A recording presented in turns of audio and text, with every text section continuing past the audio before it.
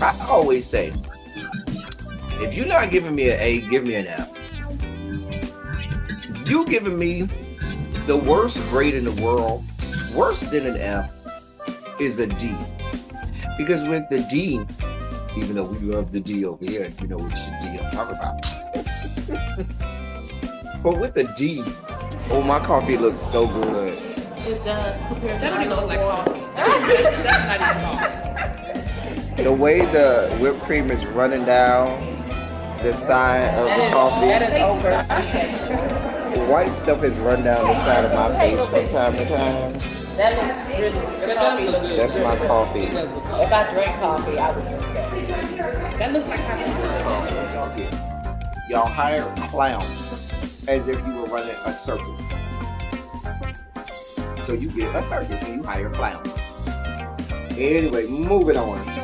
Take it from the people who play cards for him. He be cheating. I only cheat on Uno. Only Uno. Only Uno. Uno, Tuno, Luno, he is a cheater. If you cheat, See, they said you probably look. He said you all probably the do games. cheat. He do. If you ain't cheating, you ain't trying. I'm out of here. Bye. OnlyFans so that you can look at the longer videos and you can go in the comforts of your own little room at the boarding house, rent it home, grab your little Albaline and smoke it out for as long as you want it, playing it over and over and over, the long videos of Malik's long peen, because you have an infatuation with his long peen. I am certain that at this point you want him to shove his long peen somewhere inside of your body. I'm just saying. The devil and the devil was fucking up here.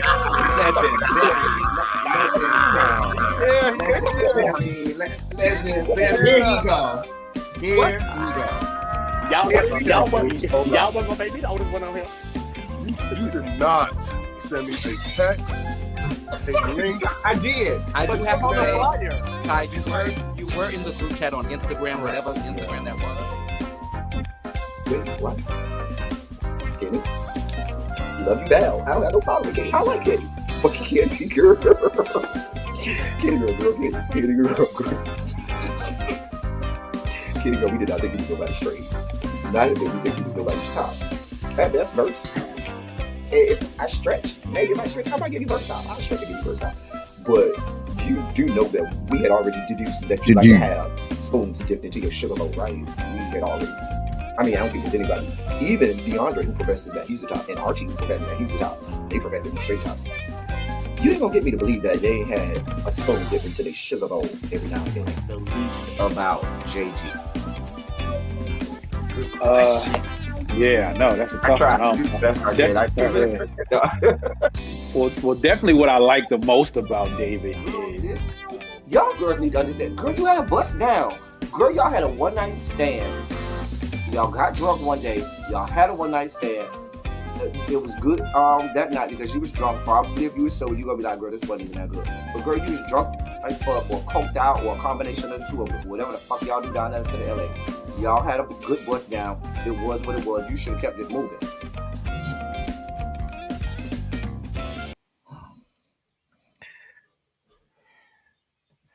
Well, hello.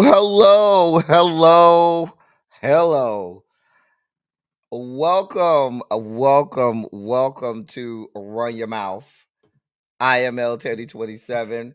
It is Saturday. I said run your mouth. God damn it. I am L Teddy 27, and it is Saturday, and it is time to be silly. It is Silly Saturday. This is not Run Your Mouth. Oh, God. It is Saturday. It is time for us to be silly. Welcome to Silly Saturday, where we let it all hang out. This is our flagship premier programming on this platform. We're going to have a great time. If you are new here, or if this is your first time watching us live or watching the replay, buckle up, Buttercup. It's going to be a bumpy ride. We have a great show planned for you today. The dossier is packed. We even have a new segment. Courtesy of a good friend of mine. who never drops down. This is a friend of mine in personal life. They never drop down, but they watch the channel all the time. And they always call me and say, you should do this, you should do that. And so I oftentimes will do it. Anyway, child, now I'm looking like the fifth member of Boys to Men with the bow tie. Child. I've done reviews. I have several reviews with the bow tie and the coat and everything. Yeah. We are silly, yes. Oh yeah. Yes, yes, yes. I gotta say, hey to y'all. I'm trying to get the dossier up while I'm at it. I'm literally what I'm trying to do though. If you really want to know, what I really am doing is I finished the dossier a little bit early today, right? So what I'm trying to do is I'm trying to see, is there any breaking news that that I need to concern myself um with. It don't look like it's nothing that I really need to be like, oh girl, you got the covenant. So I feel like the dossier is good. Yeah, I feel like the dossier is good. We're good. We're solid. Let me make sure ain't nothing break over in the sugar spike segment. Let me just check a couple more. Another website or two. Mm, mm, mm, Yeah, we good. The dossier is good. Hmm. Oh, I might need to add that to the dossier. That doesn't sound good. Mm. Oh, that's not good. But we don't need to add it to the dossier. The dossier is packed enough. Anyway, so let me just go ahead and greet you all appropriately, say hey, and then we're gonna get this party started because I still got to do at some point this weekend, either today or tomorrow. I got to do my review for Noah's Ark. I think myself, really B and Ebby are supposed to do a Chasing Dallas review, and I think it's on my platform. The I think Chasing Dallas panel is supposed to be on my channel this week. Dear God, if we do it, pray my strength in the Lord. Anyway, DPG is first. What's going on, DPG? DPG. Jason, what's good, bro? What is up? Little baby is here. Chef Don, ghetto prince himself. Everything over there so ghetto. Our ghetto prince himself, Chef Don, is in the building. Hey, Cams, what's good, my love? Hey, Janine. Good morning to you, and it's good afternoon to those on the East Coast. Cha. Yes, we have a new segment, a whole new segment. Hey, Tracy. Cha. It is not on the top 25. That's something we're going to have to do separate from Silly Saturday. Cha. Good morning, Terrence. Oh, it is early over there. It's just 9 o'clock. Terrence yawning and gonna roll back over. Terrence, you could just wake up when we get to the palate cleanses. It's some cute cooters in the palate cleanses today. You know, it's a bunch of palate cleanses. I'm trying to give y'all a lot this week because y'all know what? I have bad news. Y'all know what? I've been here for about 2-3 weeks. I ain't went on no trips. I've been here Monday through Friday and Silly Saturday, and we've been over here frolicking and having a good time. I'm getting ready to go out of town this coming Thursday, and I'm probably going to be going for like a week and a half. I'm sorry. These things happen. What do you want from me? I've been doing really good, but yeah, it's all downhill from here. Y'all, listen. For the remainder of the summer, a lot of our Silly Saturdays going to end up either being on a Sunday or a manic Monday. We'll figure it out. But we here today. We gonna have fun today. I'm gonna give y'all all I got today. And then after that, we'll see how it goes. MBN, what's going on? You still in Washington State, or you made it over to the motherland? Because I know you said you was going back to the motherland. I think when you first subscribed, you was in the motherland. I think you was in Africa. I think you were living in Africa when you first subscribed, MVN. But regardless, if you're here or there, we're glad to see you. Uncle Jay, what's good? What is going on? Ciao. Ciao. You doing a watch party for Noah's Ark? Okay. I already watched it once. I gotta watch it like 2 more times so I could do this review. So you watching Noah's Ark now? I remember meeting the characters of Wade and Chad's back. Ciao. Ciao. Hey Harold. Hey. Hey. Hey Harold. I didn't say for the next month. I said when I do it, it may be like on a Monday or something like that. I'm gonna do the best I can. Listen, I don't know what y'all want from me. I have things that I have to do. God, Lord.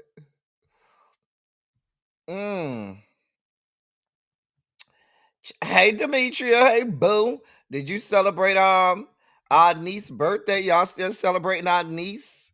Making sure she having a good time over there. Thank you for your cash app too, Demetria.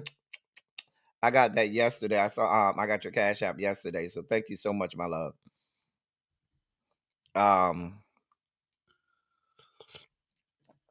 Thank you, Harold. See, that's what the hall monitors do over here. Hall monitors, they be on their job. They don't fuck off. This ain't the ghetto. We have a well-oiled machine over here. Going to the motherland in late July. Okay. Hey, Brittany, Janae, what's going on, boo? I'm sure it is great during football season. Because then y'all can have the rest of y'all day back. You know, at least go do something that night. Child, it was parts in there that was like, oh girl, let me make sure I ain't over here. You know, you have to fan your eyes and be like, oh girl, oh, let me try not to, I can't have no thug tears coming out. You know what I'm saying? We thugs over here. Well, thugs don't cry. A whole ass fucking thug over here. We don't be crying. Hey, Abby, we supposed to be doing Chasing Dallas. Okay. Find out from Really Be if we supposed to be doing Chasing Dallas. I think it's supposed to be on my platform. I think it's my turn. That's why I'm over here, wincing. Now look at who we have here. Hey, Paul, Trade let you up from underneath him long enough for you to come over here. We glad to see you, Paul. Hey, Paul. Hey, Xavier. Your birthday this coming Wednesday. Yeah, I'm gonna be gone. I'm gonna try. I'm gonna be in between trips because I found out. No, by Wednesday I should be fly. Wednesday is a travel day for me. So what I might do, if I can, Harold, if you remind, you got to remind me, Harold.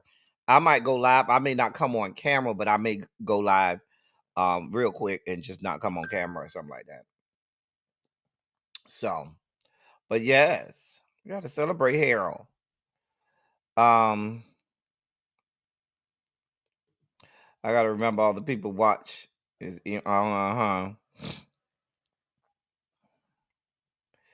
Anyway. Hey, B-Lo DD, what's going on? Y'all, if y'all ready to go ahead and get this party started, go ahead and put a Shondo in the chat. Let me know.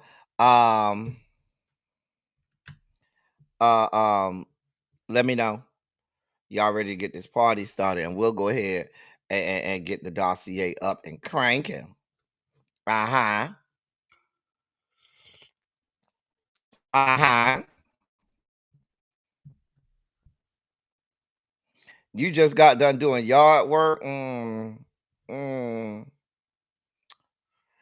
Listen, I ain't gonna even hold you, Paul. I don't go out there in that heat and do no yard. I don't go out there in that heat. I pay people.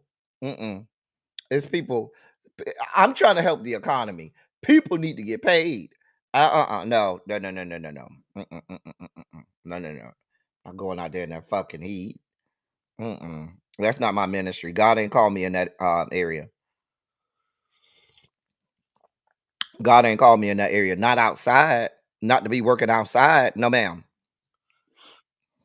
And it's supposed to be in the 90s the next few days. They're talking about on Tuesday, it's supposed to be 97, and on Wednesday, it's supposed to be 98.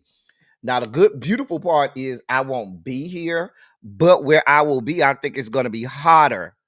I'll be in St. Louis Thursday until Tuesday.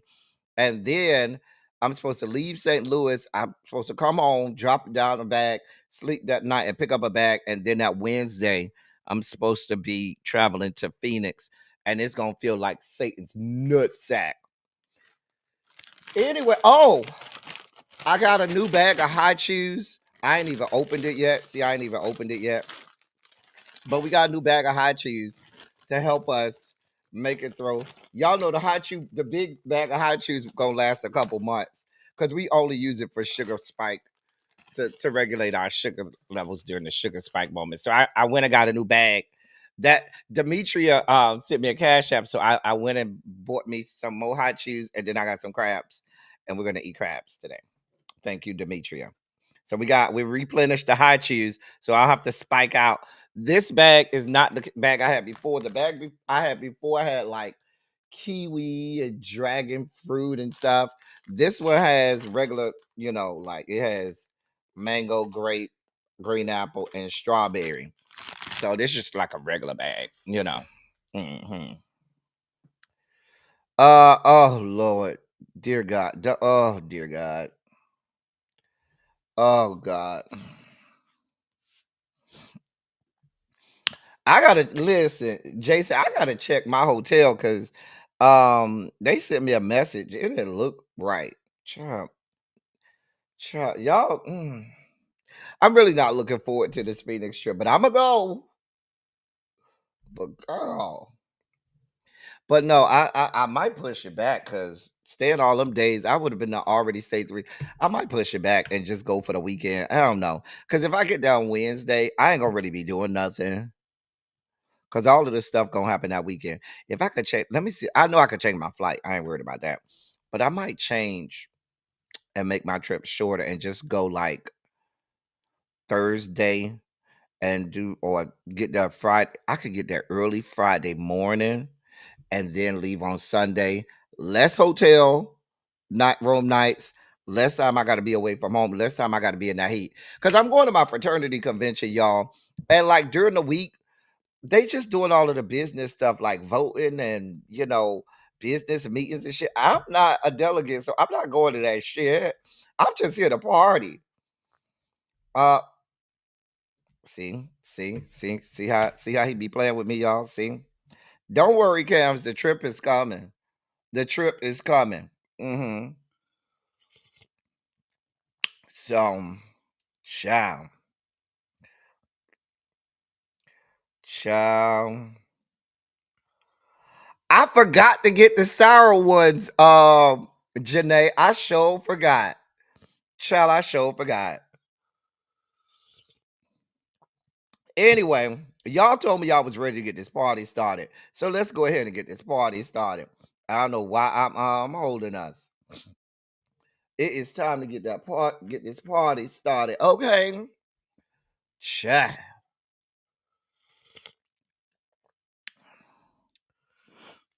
Baby, I don't know whose idea that was, little baby. I don't know whose idea that was. They don't need to do that shit no more. Now in 2027, we supposed to be in Baltimore. So I'm gonna hang out with all of the Baltimore trade then. But I don't know whose idea it was to have it in Phoenix in fucking July. Now, in all actuality, little baby, they pushed it up because usually it's like toward the end of July or beginning of August. And I guess they figured no, it's gonna be way too fucking hot there. So I guess they pushed it up. But if Jason has said it's like 100 and if they still say like it's 117, child. Jason, I'm gonna call you later today. I'm gonna call you later today, Jason. So I can get some advice, cause child, it ain't 100 here yet. You know, it's supposed to get up to like I think it's supposed to get up to like 90 something today. Oh, child, let me see. Today's high is we're not getting to 90 today. It says 88. Tomorrow is 90. Monday is 90. Tuesday is 94. Wednesday is 96. Child, just a mess. Just a damn mess. Kojic Aim is in Phoenix as well, I believe, too. Child, they in Phoenix right now? Or they gonna be in Phoenix next week? Because if you have a Kappa Conclave and Kojic Aim in the same city in the same week, oh child, girl. Mm-mm. Mm-mm. Mm-mm. Child. Child. Anyway, so I'm working on that, but yeah. I'm gonna hit you up, Jason, so we can figure it out. Anyway, it's time to get this party started. Oh, first weekend of July. Okay. First week of July. Okay. But wait. Oh, it must be after us because we start next week. We go July 1st through the 6th. So you must be saying like they're after us because we'll be there July 1st through the 6th. So they're gonna be there during that time. Don. Ciao. Y'all next month in Tampa. I don't understand, like y'all, because I know the Alphas having theirs, I believe, in Philadelphia this year. I don't understand how the fraternities who were founded on even years end up having their national meetings on odd years. Like I know we're in odd years, so we do our national meetings on odd years, similar to how the Deltas do, because I know Deltas have theirs this year. I don't know where the Deltas at this year. Where are the Deltas at this year? I don't know. But I noticed like the fraternities and sororities that were founded on even years, they seem to want to do their conclaves. I mean, their national meetings on odd years. I don't know. Anyway, nevertheless, we are here. Let's get this party started. My little cousin crush, my little crush going to be there. Who is you talking about? Cams 7 through 11. Okay, y'all get that when we leave. Okay. What Harold said. Anyway, listen. We done spent 20 whole minutes like we ain't got a 2-3 hour dossier to get through. We over here just shooting the shit like we ain't got shit to do. Y'all, we got a whole show to do. We got a lot to do, a lot to get through, and a little bit of time. So let's do it like only we can. Welcome to Silly Saturday. We're about to get this party started. If you are new here, welcome to the first segment. My favorite segment, the hashtag my favorite segment, which is the hashtag ABCs. ABC. A bitch can't. A bitch can't get a hit. A bitch can't get on the charts. A bitch can't get a Grammy. A bitch just can't. A bitch just can't. I'm just saying, a bitch just can't. My favorite segment. These are stories and headlines that we saw and we knew just from the headline. Nope, will not engage the hostiles. Can't do it. Won't do it. Do not engage in the hostiles. We do not have the bandwidth. We do not have the wherewithal and stamina to deal with the fuck shit and fuckery. And so we stopped right at the damn headline. Here's our first one. I knew right from the headline. Nope, sir, I don't want to know about your penis implants. I don't want to know. Don't. Uh-uh. No. No. Hey, Tarshell, boo. Sir, I don't want to know. I don't want to know about sir, your penis implants, whatever you had to do to stay in Diddy's good favor or to stay, one of the regulars in his, rotation. Baby, I don't know dick implants and shit. I don't want to know. I don't want to know. I don't want to know. You know what I'm saying? I don't want to know.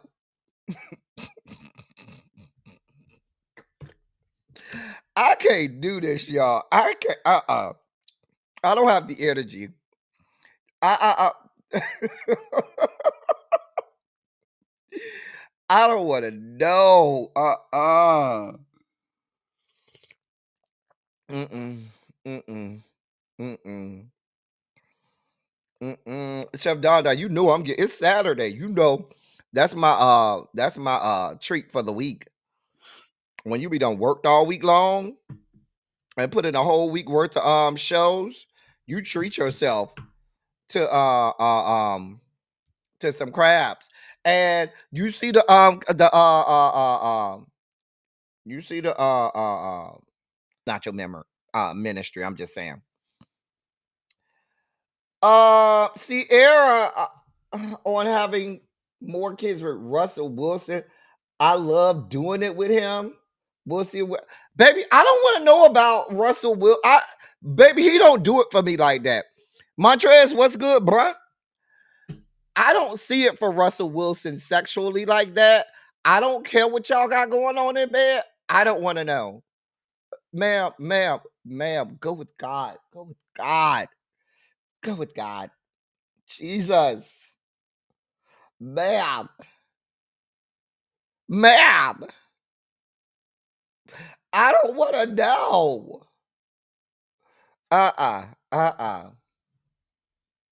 I don't want to know about you doing it with it. Don't. I don't care. Don't want to know. Mm-mm.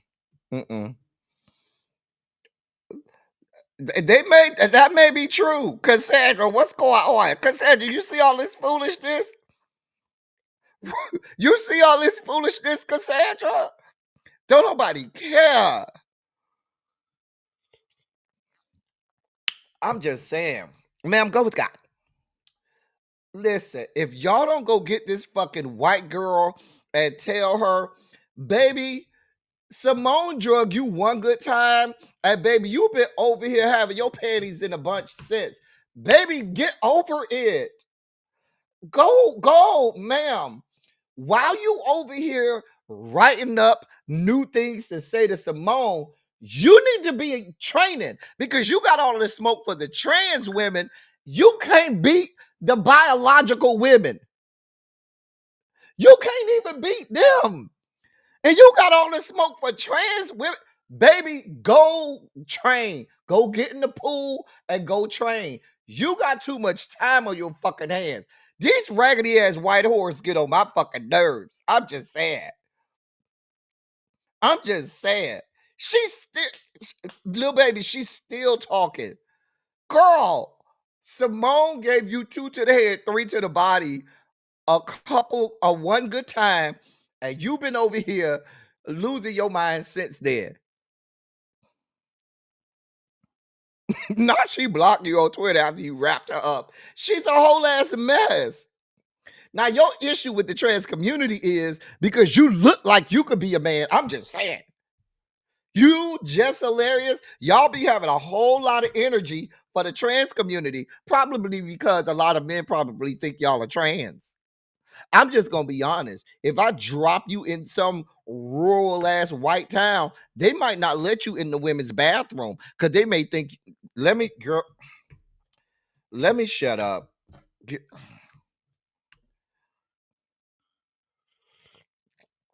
I just don't have the energy. Ma'am, you're fucking garbage.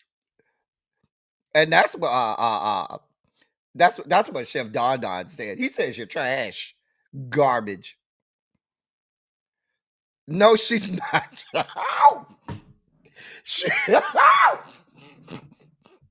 She's not, Terrence. Woo! Girl, y'all are clowning.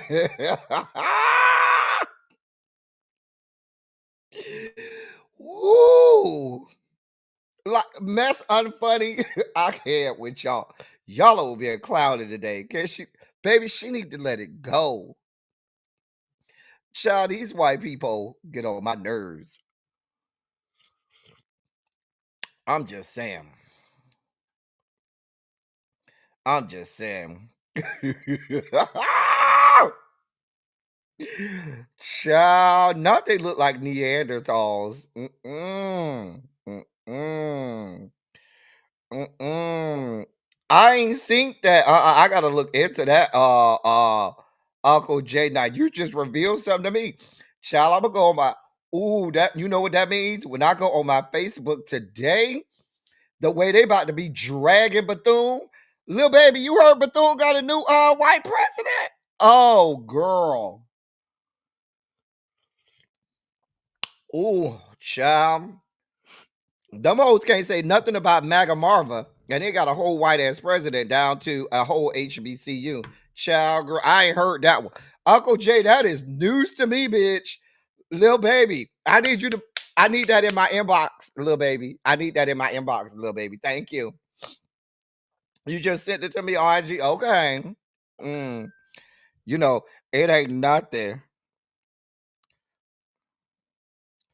Child, hold on, y'all. Give me a second. Girl, a mess.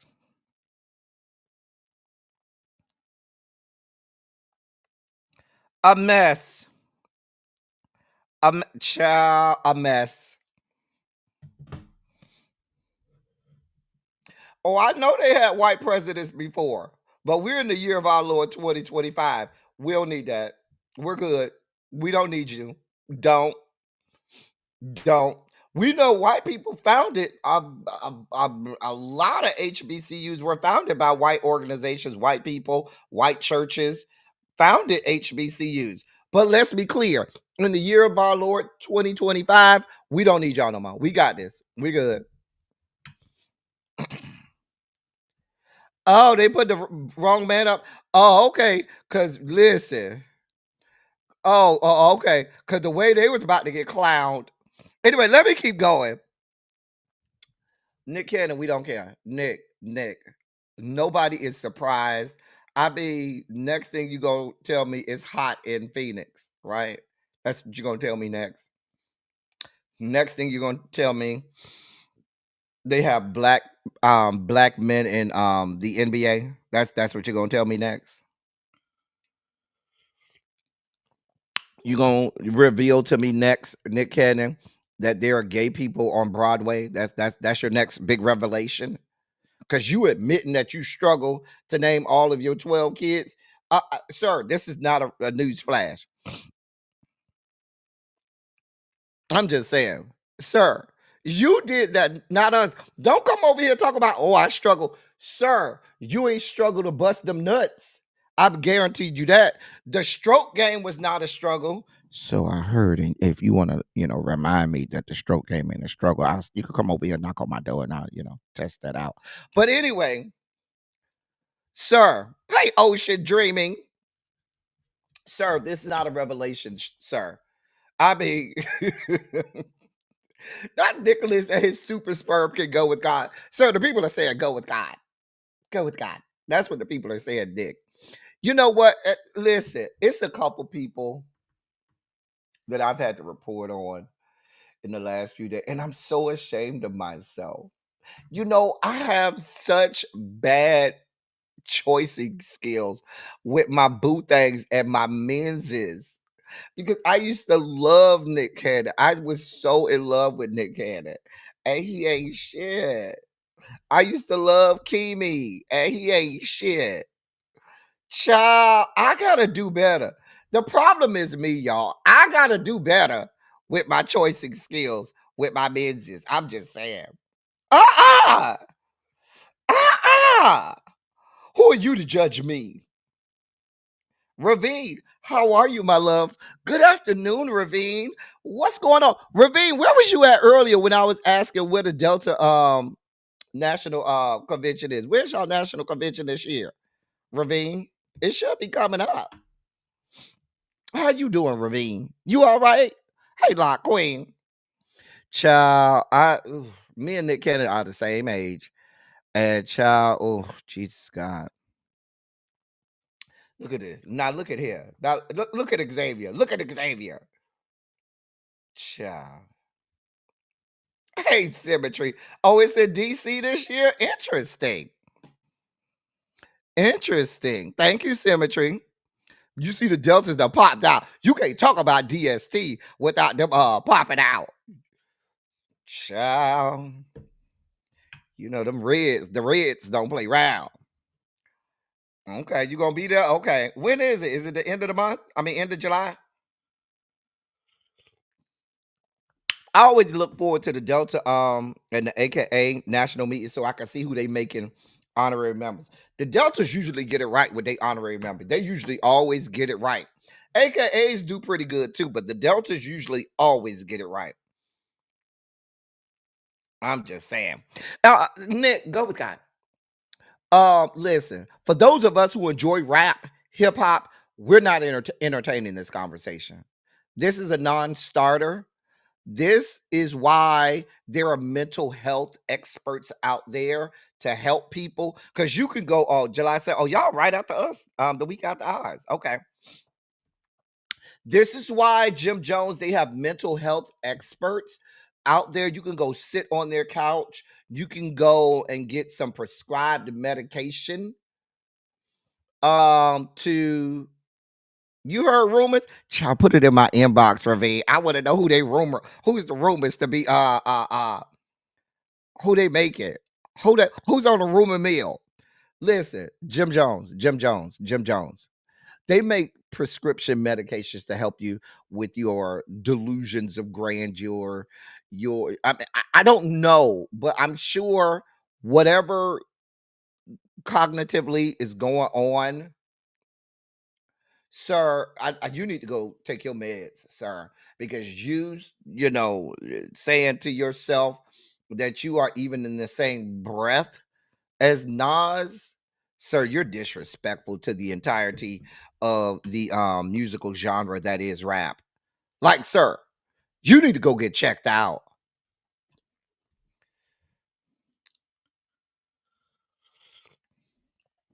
I'm just saying. The fact that you're on the same screen with Lil Nas X is disrespectful. Not Lil Nas, I said Lil fucking Nas X. Jesus. uh, Listen, the fact that you are on the same screen as Nas, listen.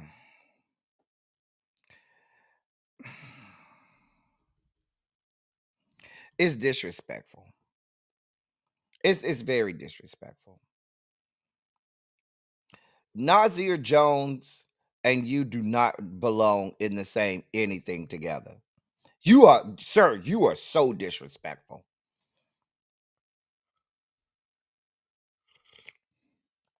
Like, I might even put Lil Nas X against you.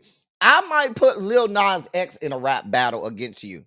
That's how much I don't respect you and your alleged ability to rap. So you, sir, putting yourself in the same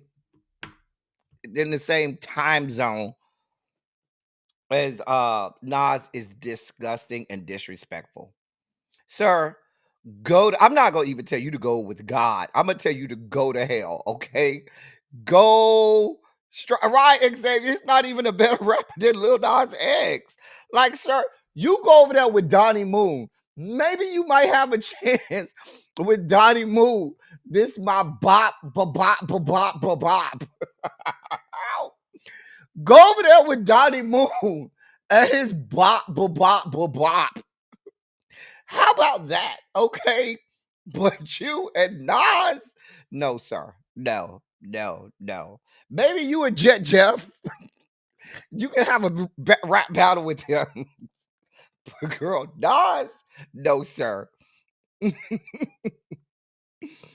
Mm, mm. Right, Donnie Bull. Bop, bop, bop, bop, bop. Girl, listen, y'all.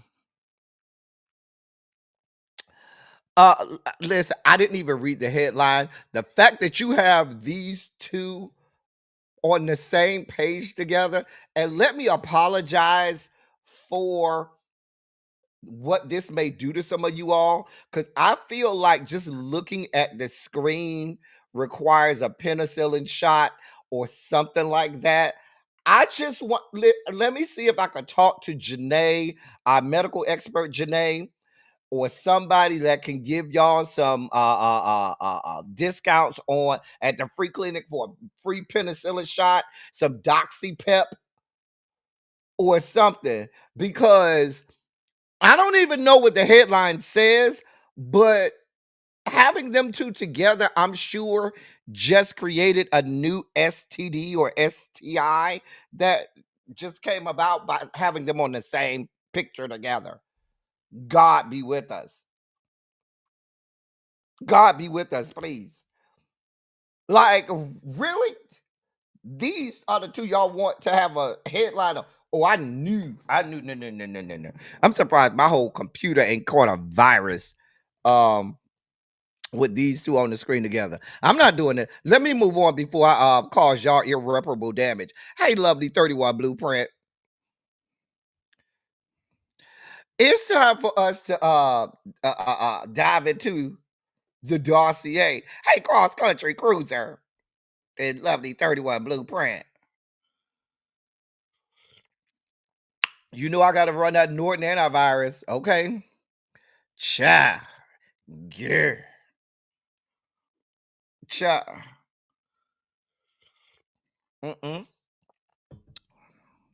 Cha. Not some dirty written. Nope. Nope. Nope. No, you not. No, you not, Harold. No, you not. Mm-mm, mm-mm. No, you not. It's time for us to dive into this good dossier.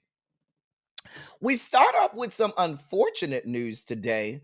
Um, we've learned of the death of the wife of Eric Garner, Esau Snipes Garner. She had become an activist and fighting for a a police reform activist, and was fighting. And she died recently at the age of 58, dealing with an illness. And that's according to statements from several that intimate with the situation she had going on. But they said she had been ill and she was dealing with some sickness, and so we were saddened to learn of her untimely death. And that, like I said, that's the wife of Eric Garner. We all know the story of Eric Garner and how he was murdered by New York NYPD. And so certainly we send our thoughts, prayers, condolences to the Garner family, to her family, friends, and loved ones. May she rest in peace.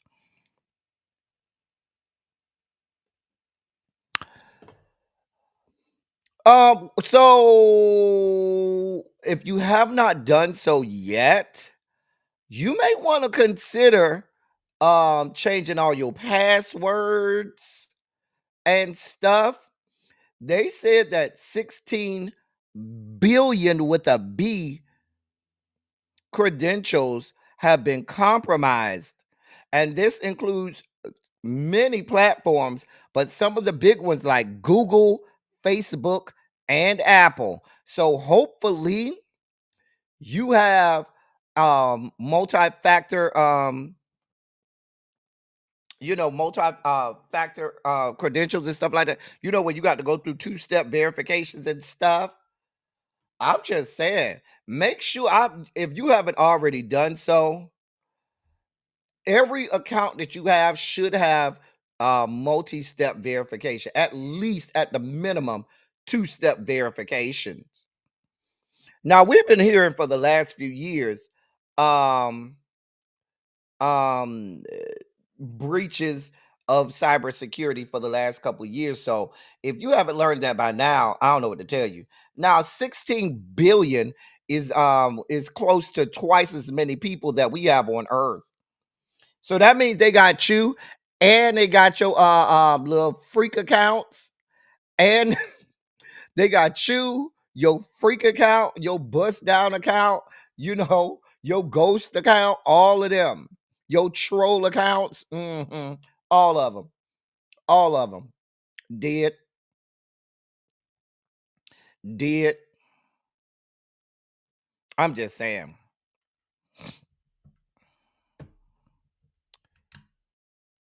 Okay, okay. I'll check a review. So, so listen. Now, this should be standard procedure. What one of the things that you have to learn to deal with, as we are in the information age, just like you learn if you have a house, you have to have security system on your house. You got to have locks and things like that on your house, multiple locks. When you go to your front door, I had to teach my aunts and uncles this. When you go to your front door at your house, do you not have multiple locks on that front door? At the minimum, you got the lock on the door knob, on the doorknob, and you got a deadbolt. That's the minimum. That's 2 steps you need to get in your own front door. Why wouldn't you have 2 steps at least to get into a lot of your sensitive information on your computer? Now, if you live in New York, New York and Chicago, they got a whole row of locks. They got this lock, that lock. They got like 12 different locks they got to go through down to the New York and Chicago and stuff. I'm just saying. Listen, I hate changing passwords too, but child, what I do is I, I have one password, and what I do is I put I change. You know how you have to have a character. I have a character, and I change where the character is in that password, right? So let's say my password is um 123 XYZ, right? I'll always have like it might be 1 ampersand 23 XYZ, and then 6 months later 1 2 ampersand 3 XYZ, something like that. So that way I ain't got to always be remembering, but or I could sometimes I just change the character, so and its position. But you gotta do this stuff. um Look at Tracy. She say we got 3 on the door and 4 on the gate. But you have to think about your cybersecurity. Just like you think about security at your house, people have ring cameras and all of that stuff on their house. You got to check your cybersecurity as well. All of your accounts, your Facebooks, your Instagrams, your every account that you have, it has personal information about you. So you should have multi-step verification. I was 15 when I realized that 5 locks. Yeah, that's kind of not regular, Terrence. It's not regular. 5 locks is not regular. I'm screwed because all my passwords are about the same, which I know is bad, but they are not relevant. Now, what they say is you should not have the same passwords, but what they tell you is when you have the verifications, you know how they ask you the verification questions? They say don't put the real answer. They say have one standard answer to everything that's not the real answer. And that way, like say, use it like kind of a safe word. So you might say your safe word might be tangerine, right? So when they ask you verification questions, what was the name of your first pet? Tangerine. What's the name of your elementary school? Tangerine. Have the same answer. So that's kind of like a password too. And that way somebody may find out your mom's maiden name, or they might find out your high school mascot or the name of your first animal, pet or whatnot. So they say have a one word that's the answer to every verification question, and it's not the real answer. At least that's what somebody told me. So I ain't saying you need more than that. I said this normally ocean dreaming, the standard is you have the lock on your on the doorknob, you have the doorknob lock, and then you have the deadbolt. That's usually what most people have. When you live in cities like New York, LA, Chicago, and stuff, baby, it's all over the place. A password generator works. Even though I've heard recently, we just did a cybersecurity thing at my job, and they said password generators may not be good either. I don't know. Just be vigilant and do the best we can. Just like back in the day, we were vigilant about protecting our homes and making sure nobody came and robbed us. People are not robbing your homes no more. The big crimes is robbing your personal information, robbing your intellectual property and your personal information. So we're in today's world, we have to protect our cyber information just as vigilantly as we protect our homes. Thank you, Cams. And Cams, just put the link in the chat too, because somebody may want that's not in the members only may need that information as well. Listen, y'all. This is I told y'all I have bad choicing skills in men. Lil Scrappy is one of those. Listen, is one of those that that was one of my husbands, honey. I saw it for Lil Scrappy. I just have bad choicing skills in men, y'all. Lil Scrappy is another one of those that I'm ashamed to say, oh, child. I used to see it for him. And quiet as it's kept, if he come over here, he's still, yes, I'm just saying. Anyway, he's garbage, though. He's trash. He is. He's trash, little baby. So, Mama D was introducing Drew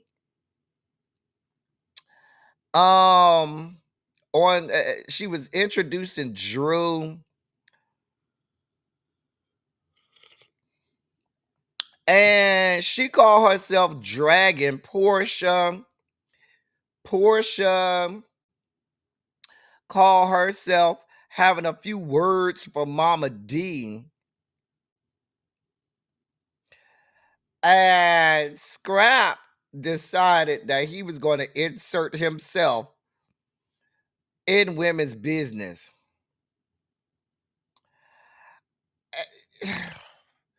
Here's the first video of Lil Scrap. Here's the first video. Housewives of Atlanta bitches always be talking shit about love and hip hop folk. I be sitting there looking, I be like, why am I seeing this on Instagram? Like, Real Housewives motherfucker getting that.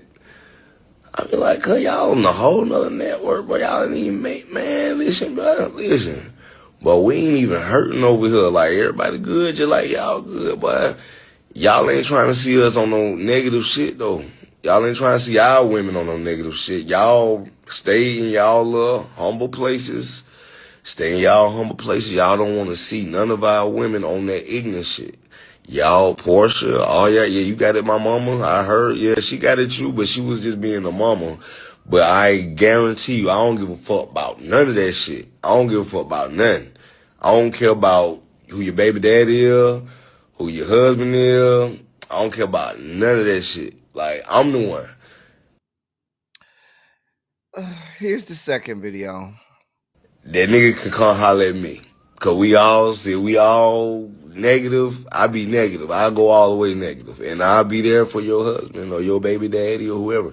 But I ain't gonna lie, your baby daddy did say he fuck with me, so I fuck with him too. I really do fuck with him, cause I see what he be doing before all this shit right here.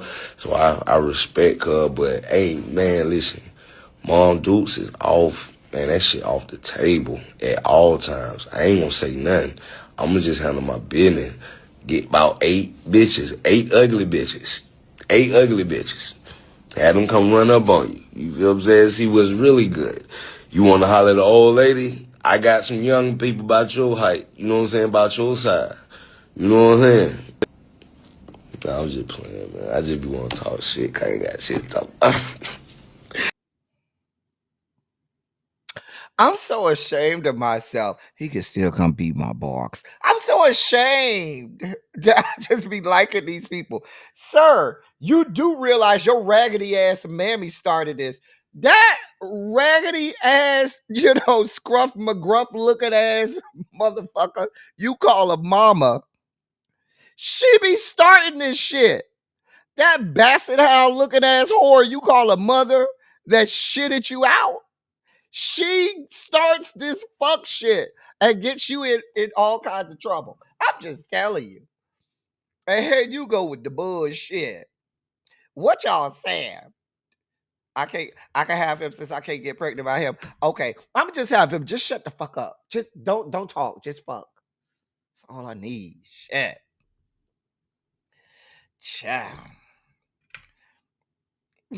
But he ain't shit. Hey, Phoenix Rising. What's going on, boo? Child. Lord. Right, his mama started it. Like, I can't stand Portia, but Portia ain't start this, okay? Can you keep Drewski out of it? Nobody is checking for Drewski but you. We ain't fighting you for Drewski. Xavier. Hey, Bap.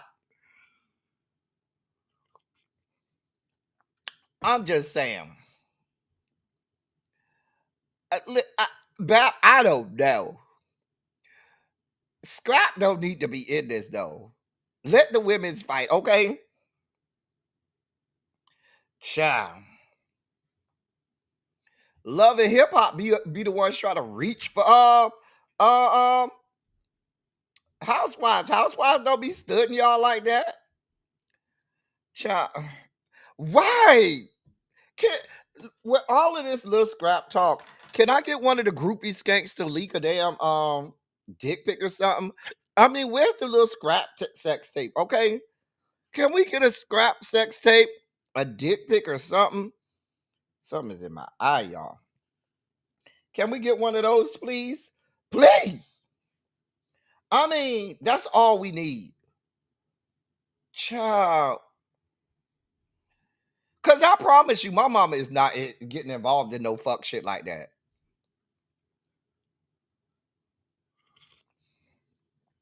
Child. He ain't run up on chaotic yet. He talked all that noise. He's listen, let's be clear. Scrap is a Atlanta nigga. And there's a very real difference between Atlanta niggas and Miami niggas. And little baby, you know from being in Tallahassee, where you have Atlanta niggas and Miami niggas converging, the Miami niggas don't do all of this talking and fuck shit. If you really want to fight, you gonna fight. That's why I knew it was one-sided and it was for the cameras, all from Scrap side. Because if Chaotic really wanted to fight, he's from Miami. Remember when he was on Love and Hip Hop, Miami, and he really wanted to fight? And he jumped on top of that car, jumped over the car to get out. Who was he trying to fight? Was that Prince?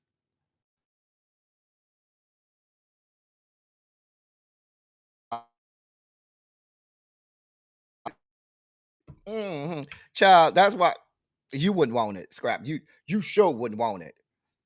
You sure wouldn't want it. I done seen Chaotic fight in real life, like face to face you wouldn't want it. Mm-mm. Mm-mm. I don't know. The neighborhood dogs over here going off every time they start going in. Woo, child. Like, sir, please find you something to do. I don't know. I don't know if she's still. I don't know what happened to that man she was supposed to be with. I don't know. Just want to say I found you, or whether you like it or not, where you question Gloria. Child. Well, thank you, ma'am. Thank you so much. Scrap do got bit. Now that I've heard from several sources that he got a nice slab of beef. I thought we posted Chad Johnson in the members only chat. I thought we posted that down to the members only chat. I'm just saying. Yeah, Miami people, they don't do all of that talk. It's 2 cities that I know they don't do all of that talking. New Orleans is one. Everybody I know from New Orleans, maybe they're not doing all this talking shit. People from New Orleans, when it's time to fight, baby, they're not doing all that talking. It's hands. That's it. That's all. Miami people, especially Miami niggas, when it's time to fight, all of that talking got to go. We're not doing all of that. Child, I'm sure Xavier put it in there. It's all over. I'm sure Xavier, somebody will put it in there. Because I thought it was down to the I thought it's in the celebrity nudes section of the members only chat. I don't know. We'll have to check it out after I get off. Anyway, Sir, go with God. Oh God.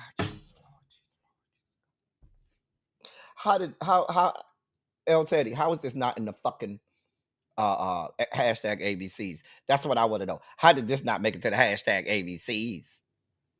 I'm just saying. Apparently, Krishan Rock is saying that Blueface beat her while she was pregnant and threatened to kill their baby.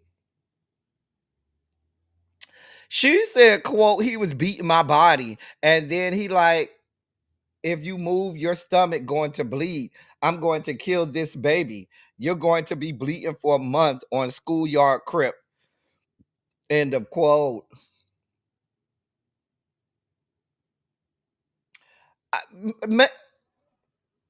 Ma'am, this ain't about victim shaming. This ain't about none of that. What this is about, ma'am, is he was an ain't shit ass motherfucker before you got with him.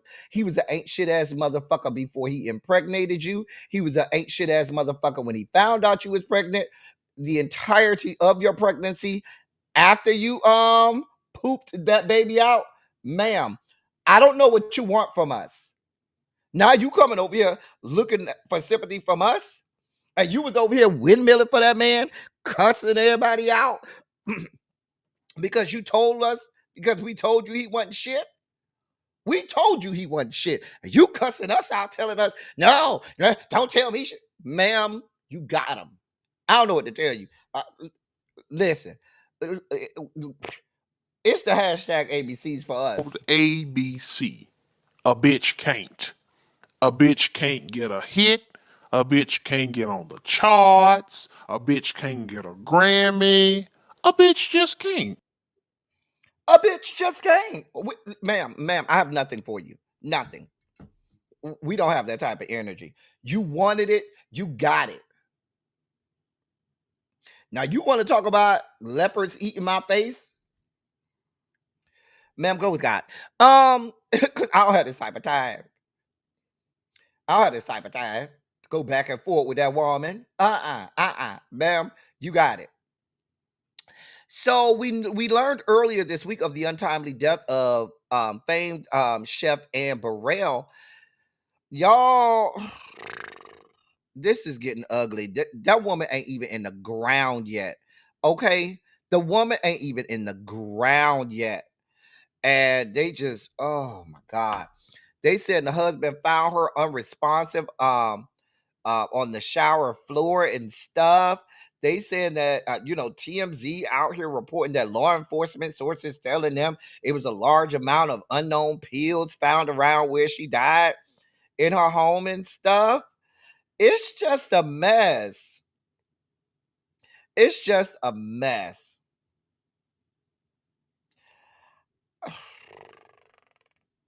The woman ain't even buried yet. And y'all around here got all of these.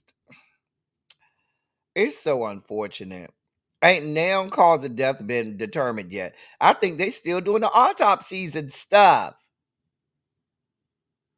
And now y'all talk about pills found all around where she died and stuff. Oh, girl, let this woman rest, honey. She gone, y'all. Child. Mm, mm, mm.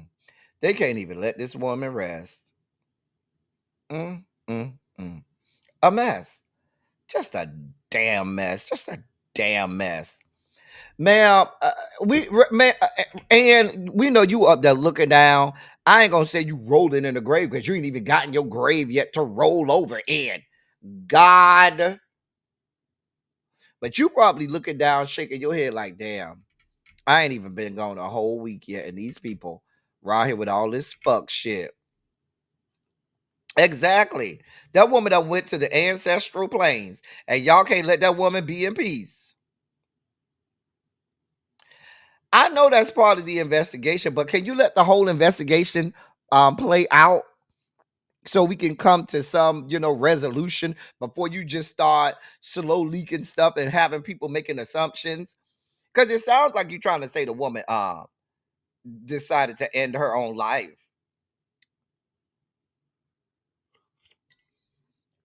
Now I wonder what she cooking up yonder. Child. Child.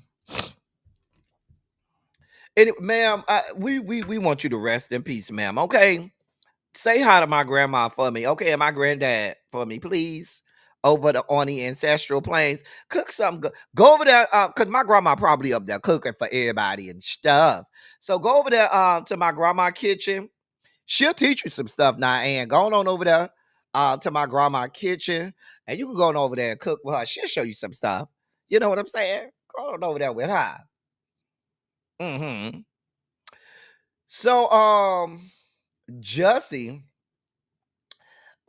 celebrated his 43rd birthday the other day, and in celebration of his 43rd birthday, he got engaged to his boyfriend. I mean, his birthday is today, actually. Today is actually his birthday, but they were celebrating it this week. And so um he wanted to get it done before, his birthday came so he could celebrate his birthday with his fiance. So yeah, his fiance name is Jabari Red. So they got engaged and stuff. Oh, okay. All right. Okay. Mm-hmm. Mm-hmm. Uh-huh. Yeah. Mm-hmm. Mm-hmm. Okay. We're happy for you. Anybody going over to the wedding? I just want to know. Anybody going down there to the wedding? Anybody looking forward to the wedding? I just want to know. I'm just asking. I don't know. Anybody going to the wedding? Well, anybody, want to know what colors the wedding gonna be and stuff? Nobody. Don't nobody want to know? Uh, Don't nobody want to know nobody's checking to see what who where's the registry? Anybody want to know where the registry is and stuff? No, nobody. Nobody. I mean, right, Xavier, congrats. I don't know. I don't know. Listen, I don't listen. Go ahead, go, baby. Not that y'all over here talking about a bitch game. They say they don't really care, Jussie. I'm trying, Jussie. I'm really trying. They say they don't care. Not it might be staged because the old star queen. Oh, oh. They say they believe your love for him is as believable as that whole, hoax you had when you got robbed. I ain't got nothing to do with it, Jussie. I'm just here, I just report the stories. Moving on. Shout out to DPG who sent me this story. Diamond Pearl Jab sent me this story the other day. So y'all may not know who that young man is. That is Pavel Durov, right? Now he's a Russian-born billionaire. And he's the CEO of Telegram, right? He's the founder and CEO of Telegram. Now you know Telegram is where the people go and put all their porn and stuff on, okay? You know, Telegram. That's that's where the people share porn and stuff. You know, they have little Telegram groups and stuff. Not as bright. Well, if it's this weekend, he won't. Bryce, she's too busy making porn with Hollywood, the porn skank Hollywood. Him and Hollywood making videos this weekend and stuff. But yeah, so this is the CEO of Telegram. Why are we reporting on him? I'm glad. Now they say he's worth an estimated $14 billion. Why are you reporting on him, L. Teddy? I'm glad you asked. It's being reported that while he isn't married and prefers to live alone, he has over 100 biological children in 12 countries via sperm donation. And he says he's leaving all his billions of dollars when he dies to his more than 100 biological children.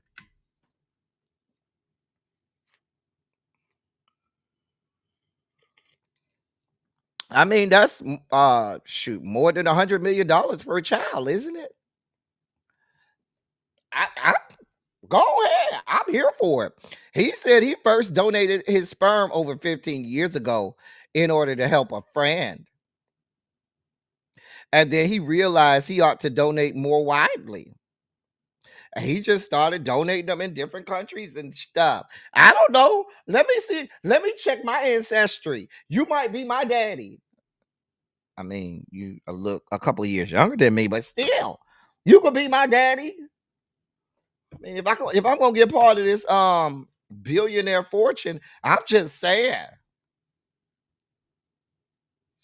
Now, earlier this year, it was reported that there was another man that the sperm of a man with a rare cancer causing mutation was used to conceive at least 67 children.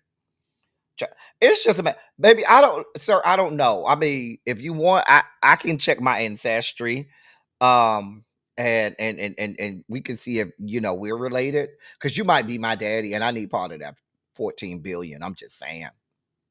Let me see, 14 billion divided by 100. I think that's over 100 million, right? Hold on.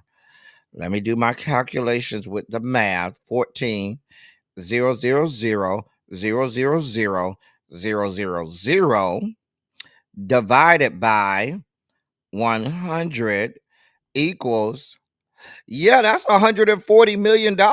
I knew my math was right.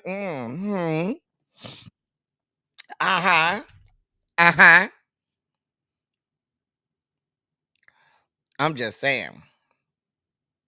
I mean, I'll claim him. If he did, I'll claim he already gone at that point. So I'm just saying. Let me know, sir. And with that, ladies and gentlemen, non-binary, gender-conforming members of our audience, I bring to you our friend, your friend, and my friend, the man who we will windmill in these streets about,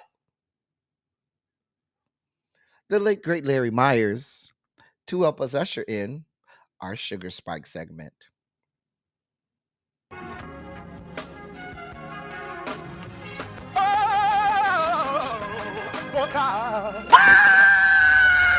You see, this is the part that I like. Major Sugar Spike. So loved the world, I want to fight. That he gave his only begotten son. Major Sugar Spike. And shall never believe Major sugar spike. they shall not perish, but have everlasting life. Taste the biscuit. Jesus. Thank you, Larry. Listen, the sugar spike segment is packed. Sugar spike segment is packed today. So just brace yourself because we got a lot of stuff to cover in the sugar spike segment. It's a lot going on today, y'all. It's a lot going on. So brace yourself for this sugar spike segment. We start off in the great state of Ohio. Let me read this to you because this happened this week. Ohio Republican lawmakers are planning to introduce a bill that would completely ban and criminalize abortion, IVF, and some forms of contraception. Anti-abortion advocate Austin Beagle, who works for End Abortion Ohio, told news outlets that the new legislation is about to be introduced to overturn the 2023 constitutional amendment to protect access to abortion, fertility treatments, contraception, marriage, miscarriage care, and the decision to continue a pregnancy. Now, let me stop right there because I don't know how this works. I don't live in the state of Ohio. I don't know how this works.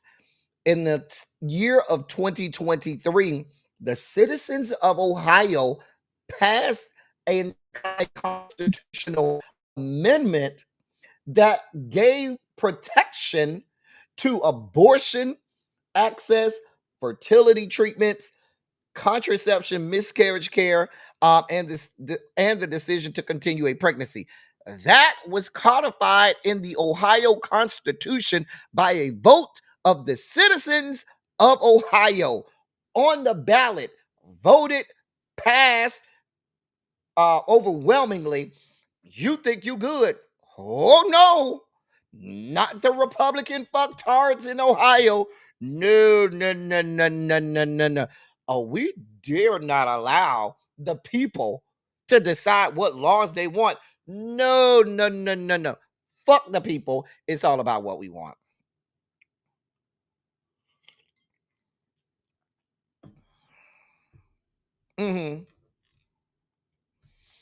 Now, legislators are pushing this bill on this total abortion ban using the U.S. Constitution's Equal Protection Clause to supersede Ohio's constitutional amendment. Let me say that again. How they plan to do this is they have this guy, Austin Beagle, who's not a politician, but works for this End Abortion Ohio organization, right? So he's working with Republican State Representative Levi Dean and Jonathan Newman. And so this total abortion ban that they're trying to introduce, they're trying to use the United States Constitution, the Equal Protection Clause of the U.S. Constitution, to supersede Ohio's constitutional amendment that was passed by the citizens of Ohio. Now, they believe that the Constitution would designate life at conception. The legislation, one that doesn't have a number assigned to it yet, would ban all forms of abortion, regardless of rape or incest. It would outlaw IVF. It would outlaw IVF. It would outlaw IVF and some forms of contraception like IUDs. If passed, women who have abortions would be charged with homicide.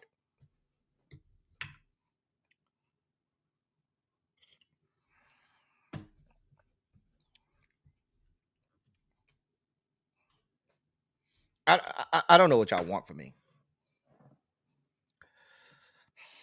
I don't know what y'all want from me. Hey, the Informed. I don't know what y'all want from me. Yeah. It's just fuck the will of the people. We don't give a shit. Pretty much. I told y'all it was going to be spiky in here. Real spiky. So IVF is outlawed. IUDs are outlawed. Let me guess.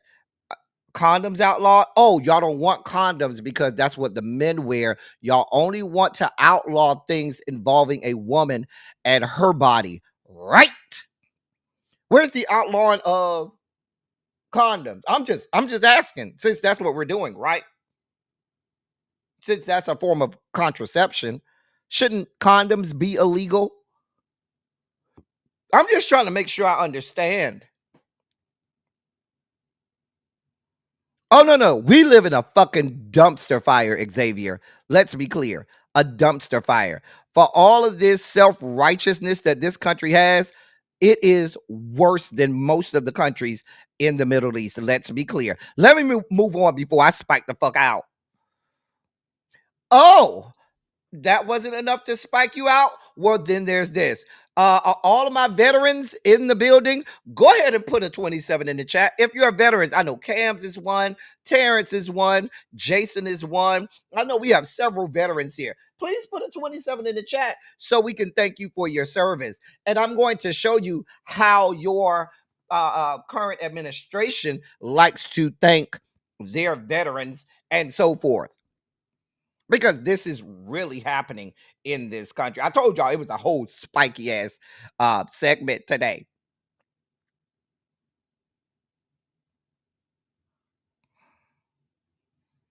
I'm just saying.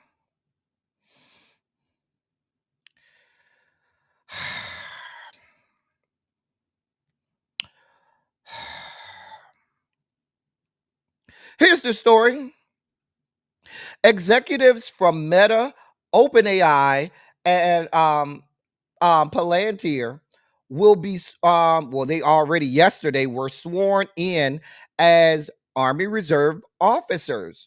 OpenAI signed a $200 million defense contract this week. Meta is partnering with defense startup Anduril to build AI-powered combat goggles for soldiers. All while your president is pushing a $1 trillion defense budget, the largest in U.S. history.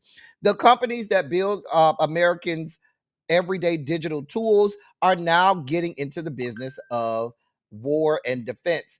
These tech giants are adapting consumer AI systems for battlefield use, meaning every GPT query and Instagram scroll now potentially trains military targeting algorithms. Meanwhile, safety guardrails are being dismantled. And just as these dual use technologies become central to warfare. Now, these gentlemen were sworn in as lieutenant colonels off the street. Off the street, they were sworn in as lieutenant colonels. No boot camp, no MLS training, no making your way up the ranks, no, none of that. All you have to do is pay money to the campaign of the president and sign defense contracts so you make more money, and now you can be a lieutenant colonel in the damn army. This is happening.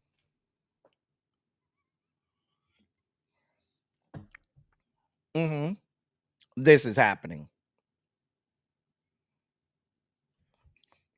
No conflict of interest here, right?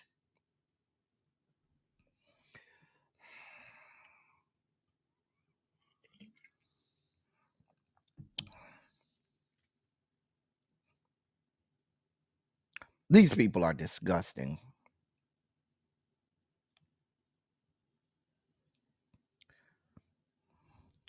These people are fucking disgusting. So you have here's the article, Demetria.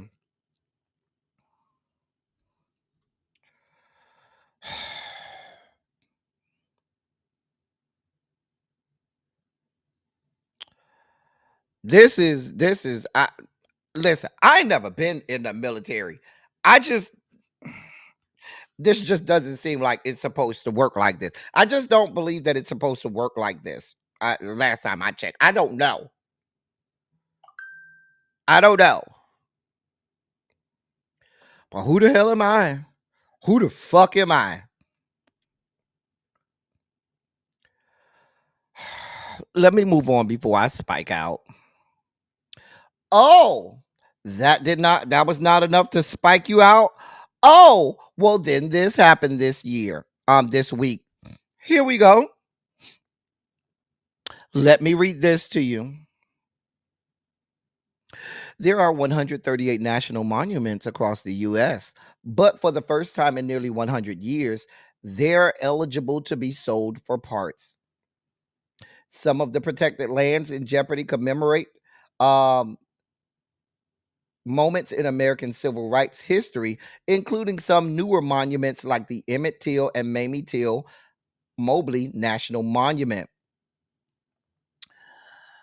According to historian Alan Spears, who's the senior director of cultural resource and government affairs for the National Parks Conservation Association, he said, quote, "We are seeing this effort to erase and reverse history and historic preservation. This is turning quickly into a dream deferred," end of quotes. Right? Now, he has advocated for years alongside several members of several communities across the country to get federal protections for different areas across the country. But in this case, specifically in Mississippi and Chicago, to tell the story of Emmett Till. We know the story of Emmett Till, right? Well, um, protections to preserve this history finally came about in 2023 under the Biden administration, when a monument consisting of two sites, one in Mississippi and one in Illinois, was designated by President Joe Biden. One site is located at Graball Landing along the Tallahatchie River near Glendora, Mississippi, where Till's body was found. The second is at the Tallahatchie County Courthouse in Summer, Mississippi, where his confessed killers were found not guilty by an all-white jury. The third is located in Chicago's Roberts Temple Church of God in Christ, where Till's body was held. I've been to Roberts Temple Church of God in Christ, really big church. Now, Spears says he and his colleagues have been working to expand the monument, not remove it or shrink it. However, a legal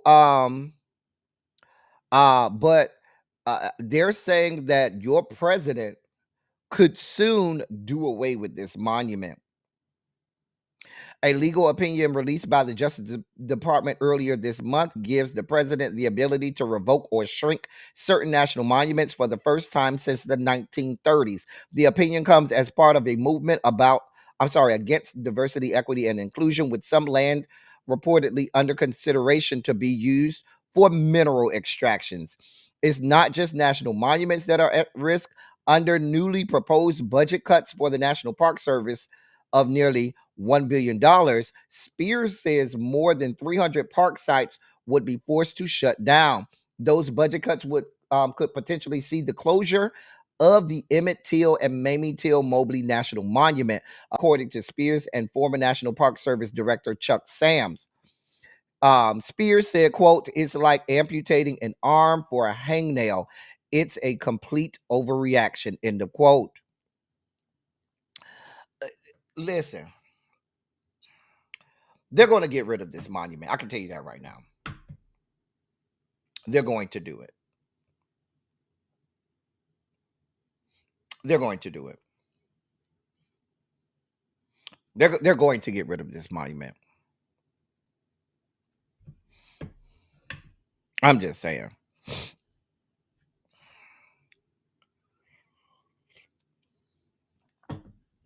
Brace yourselves.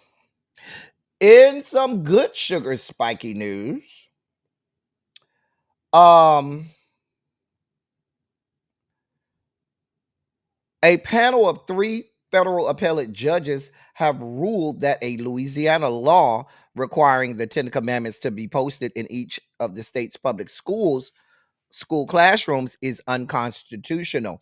The ruling Friday marked a major win for civil liberties groups who say the mandate violates the separation of church and state, and that the poster size displays would isolate students especially those who are not Christian. The mandate has been touted by Republicans, including President Donald Trump, who and marks one of the latest pushes by conservatives to incorporate religion into classrooms. Backers of the law argue the Ten Commandments belong in classrooms because they are historical and part of the foundation of U.S. law. This was struck down. Now, this is making its way up the Fifth Circuit. Now, I'm surprised this was struck down in the Fifth Circuit, but please believe this is making its way to the docket of the Supreme Court. But this is some good news.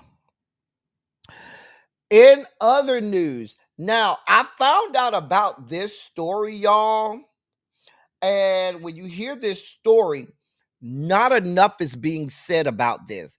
Mainstream media is not covering this like they would if this were another city. Now, the man you see on your left is Memphis Mayor Paul Young. The man you see on your right is Trenton Abston. Now, Trenton Abston has been arrested and charged with attempting to kidnap Memphis Mayor Paul Young. And if this had been some white mayor of a city, it would have been front page news all over the place. But because this is Memphis, Tennessee, a city with a huge black population, a city whose mayor and leadership is black, you ain't hearing nothing about this. Let me give you this story. A man who appeared at the door of Memphis Mayor Paul Young's home on Sunday night did so with the intent to kidnap the city's leader, according to the Memphis Police Department. Trenton Abston, 25, is now facing multiple criminal charges. The department said in a statement that officers found a taser, rope, and duct tape in Abston's vehicle when they took him into custody. Abston, quote, jumped a wall leading into our subdivision, end of quote, around 9:30 p.m. on Sunday, according to Memphis Mayor Paul Young, according to his statement posted on Instagram. He added that Abston then knocked on the door, quote, with gloves on and a nervous demeanor, end of quote, and then fled after no one answered the door. Police say they arrested Abston on Wednesday after video recordings helped to identify him as the suspect. Abston has been charged with attempted kidnapping, stalking, and aggravated criminal trespass. It is unclear if Abston has a lawyer and attempts by sources, news outlets, I should say, to identify legal representation for him have not been successful. He was booked into Shelby County Jail this past Wednesday with an arraignment slated for this coming Monday. Why haven't we heard about this? I hadn't heard about this. I had not heard about this at all. Nothing. Let this have been a white woman who was the mayor of a city. Would have been all. It could have been a city with only 1,000 citizens. It would have been front page news. Hey, Lemon Kush. But we ain't heard about this. They ain't telling you this. I told y'all, legacy mainstream media, they don't give a damn. They don't give a damn. They want to report on shit that helps. Let's be clear. CEOs, the C-suites of these major media conglomerates are in the pockets of the Trump administration and these Republicans. So they are here to promote the stories that Republicans and conservatives want reported. They're trying to tap into the Fox News money. In more sugar spiky news, I told y'all we had a fierce sugar spike segment today. The Senegalese women's basketball team and their players were denied U.S. visas amid Trump era travel bans, and it forced the team to cancel their training trip. Let me read this to you. Senegal's women's basketball team has canceled a scheduled 10-day training camp in the U.S. after several of the players on the team were reportedly denied visas. The team is currently in training ahead of the 2025 Women's Afro Basket Tournament in Cote d'Ivoire in July. The training cancellation over denied visas comes amid President Trump's travel ban news. Citizens from 12 countries, 7 in Africa, have already been banned from entering the United States. There have also been reports that the Trump administration is considering adding 36 additional countries to its travel ban list. 25 of the countries on that 36 country list are in Africa. Senegal is on the list of countries being considered, though as of today, I should say, it has not been added to the travel ban list. 5 players and 7 officials were not approved for travel into the United States, including 2 representatives of the Federation, a doctor, a physiotherapist, a steward, the general manager, and the ministerial delegate. All were refused visas by the ambassador of the United States to Senegal. Senegal's prime minister said the team would now travel in the country's capital, Dakar, quote, in a sovereign and conducive setting, end of quote. This is happening, y'all. Now, my question is, how are y'all going to host the FIFA World Cup next year in 2026 if you're banning countries all over the world from getting visas? I'm just trying to make this make sense.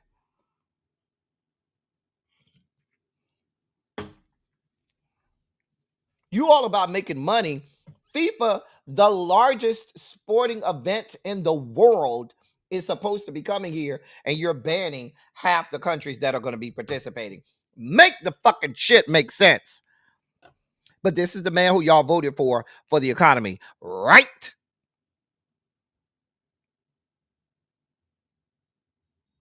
Yeah, let's not forget about the Olympics in 2028. Just a mess. Just a damn mess. Oh, well, this is happening. This is happening. Let me see if I can make that bigger. Hold on, y'all. Let me see it, because I know y'all can't read that letter. I want to see if I can make it bigger. Because that's a letter from the National Baptist Convention. Hold on, y'all. Let me see if I can get this and make this bigger. Hold on. Okay.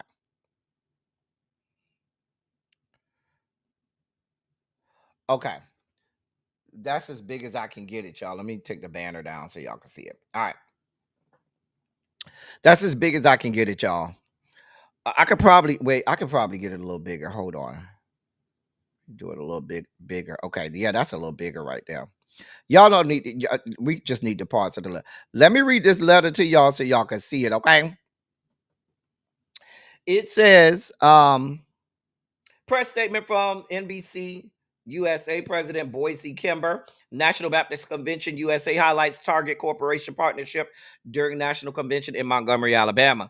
Nashville, Tennessee. The National Baptist Convention USA is committed to ensuring that corporations do business in our communities, give back to help rebuild and stabilize neighborhoods. The partnership with Target Corporation is based on our shared commitment to community empowerment through small business and entrepreneur development, investments in education and student support, and workforce and skill development that unlocks growth across our communities.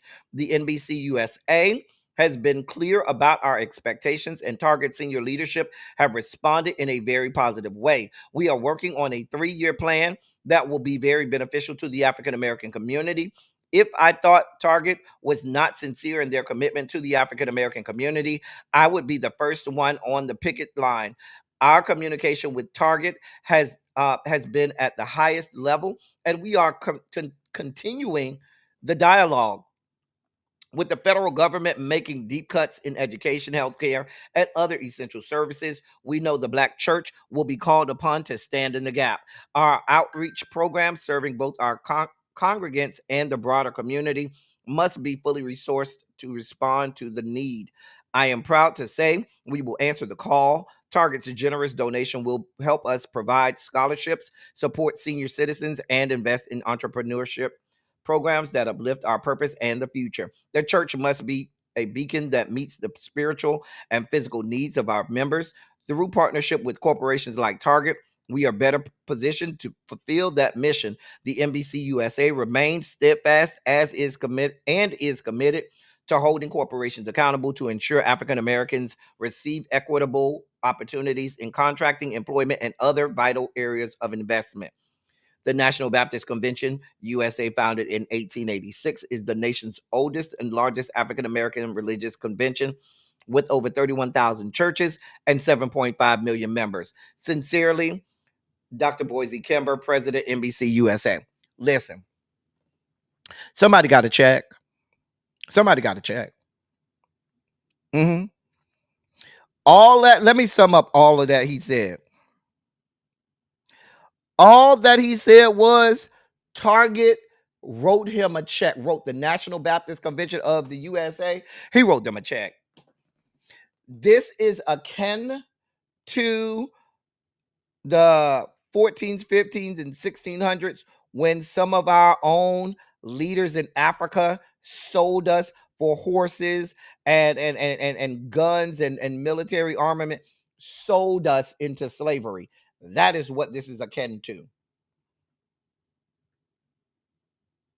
Because we're in the midst of a whole ass fucking boycott. And what you just told us was the check cleared. It was enough zeros behind the check. And so I don't want to boycott them no more.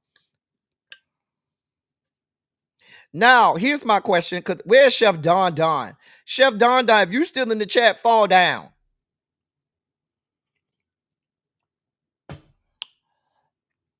Is New Birth under the National Baptist Convention? Because I think New Birth is a Baptist church. New Birth Baptist Church. Yeah, New Birth in Atlanta. I know the one in Miami is a Baptist church. Isn't New Birth in Atlanta under the National Baptist Convention? I'm just trying to understand.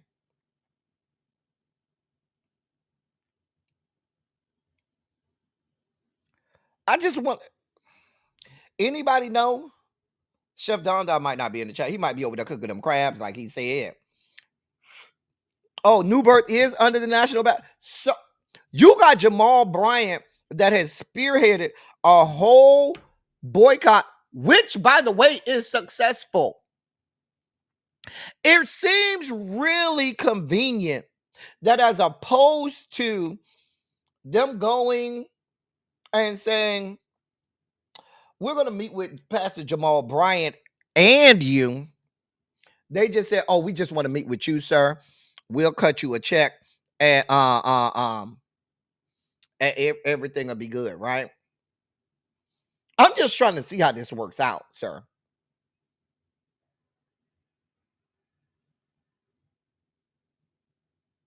Because nobody knew who you were outside of the National Baptist Convention, Dr. Boise Kimber.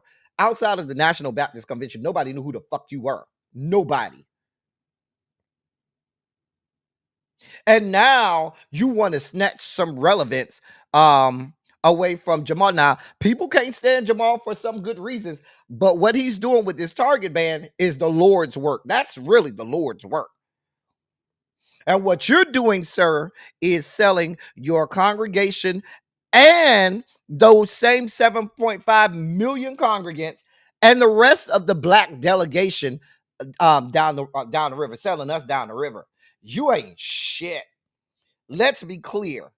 This is all about how they lined your pockets. And if I'm members and delegates for the National Baptist Convention this week, if he is still the president of the National Baptist Convention after they have this national convention that they're having, right? Aren't they having a national convention right now? in Birmingham, Alabama. If he's still y'all president, you're complicit. You're complicit. And if I'm Jamal Bryant and New Birth Baptist Church, I'm changing the name of my church and pulling out of the National Baptist Convention.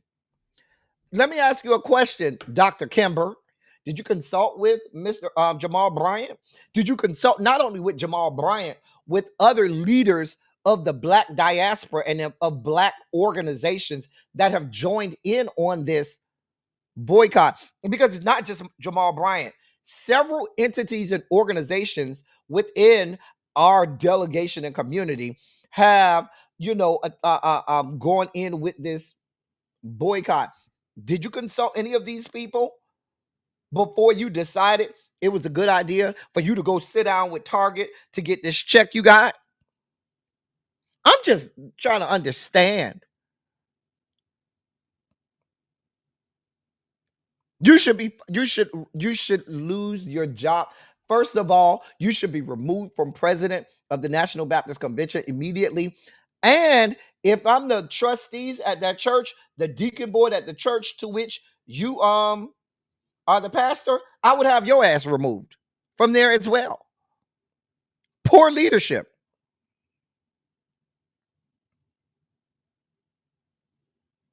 And I understand that Cam's with having an issue with the boycott, and that's okay. Many people have issues with the boycott. But if we as a group of people, several organizations are, doing this boycott, before you go and put the entirety of the NBC USA behind this, you don't think it was a good idea to meet with everyone else to see if this was okay? At least give them a heads up. Hey, Target sent me a email about having a meeting. Y'all want to come to this meeting with me to meet with them and see what they're saying? See if maybe we can get to a better. Did you think about doing that? I'm just saying.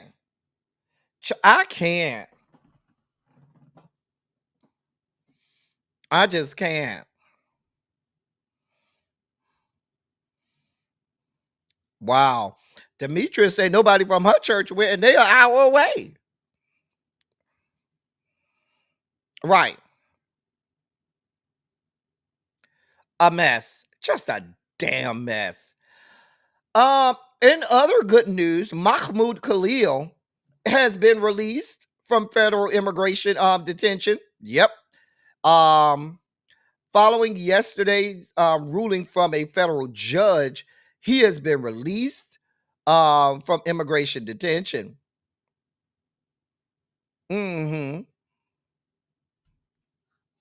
Upon his release, he told reporters, quote, "My priority now is to get back to my wife and son. Although justice prevailed, it is very long overdue," end of quote.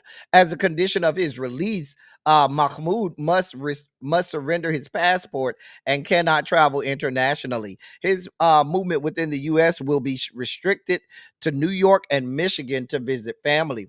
Washington to visit family, Washington to lobby Congress, and New Jersey and Louisiana for court appearances. He was not immediately required to post bail. Now, a judge had ordered earlier Friday that he should be released, calling it, quote, highly, highly unusual, end of quote, that the government still sought to detain him. We're glad he's being released. He still has to go through the whole court process, and they have restricted his travel, but at least he ain't in jail no more. He can go be with his wife and his son. In more sugar spiky news, now this the Rainbow Coalition compound would know these people. Just shy of 1 year since his arrest, Justin Heath Smith, better known as Austin Wolf, that's his porn name, he pleaded guilty yesterday in a Manhattan federal courtroom to a felony charge of enticing a 15-year-old boy to engage in sex. Now, Austin Wolf is 44 years old. He entered the plea before U.S. District Judge Paul A. Engelmeyer nearly a year after his June 28, 2024 arrest following an undercover FBI operation. Prosecutors say he used electronic communications in late 2023 and early 2024 to lure a minor to New York City for sexual activity, according to court documents. They allege he acted in concert with another adult and knowingly crossed a legal threshold meant to protect minors from predatory conduct. For years, he was one of the most prominent figures in gay adult entertainment. Um, the charge carries a mandatory minimum sentence of 10 years in federal prison and a maximum of life. Now, the judge has scheduled his sentencing for September 29th at 11 a.m. In the Thurgood Marshall U.S. Courthouse in Lower Manhattan. As part of the plea agreement, he consented to the forfeiture of more than 24 electronic devices seized from his home during an April 2024 raid.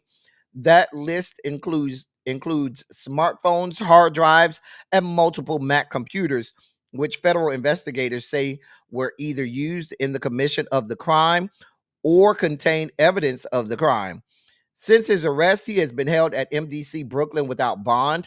The investigation revealed what prosecutors described as, quote, hundreds of videos, end of quote, of child sex abuse material, including content involving prepubescent children and infants.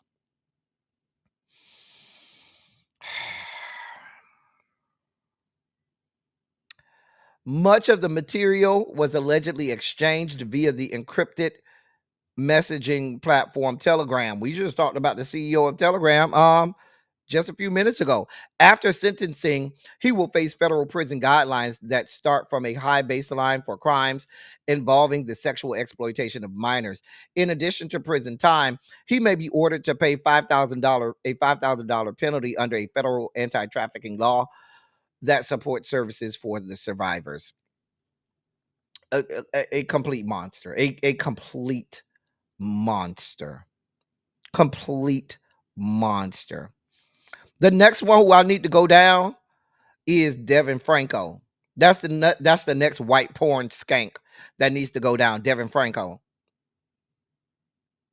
Just disgusting. No words. Well, it was only gonna be so long for this bitch started his fuck shit. Well, here we are. Here the fuck we are. Who is that? Oh, that's y'all boy Jim Clyburn and his fuck shit. Let me tell you his latest bit of fuck shit.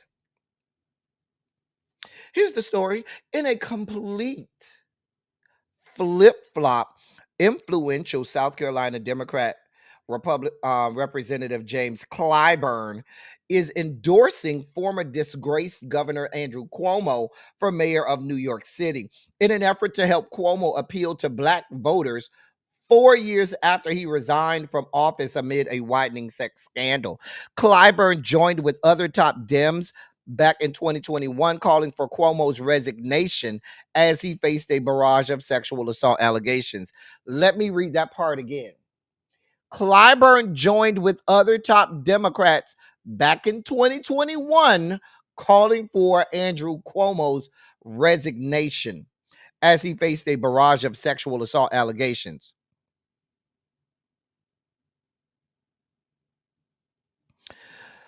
New York City Hall Bureau Chief Emma Fitzsimmons wrote the following on Twitter. Representative Jim Clyburn, who was once the highest ranking Black member of Congress, will endorse Cuomo today and make robocalls urging New Yorkers to vote this weekend before it gets hotter. End of quote.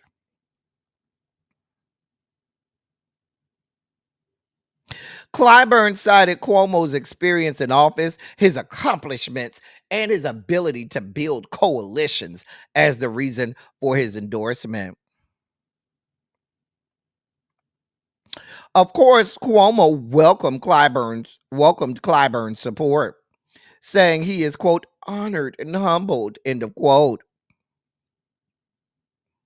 Y'all, where's my New York delegation?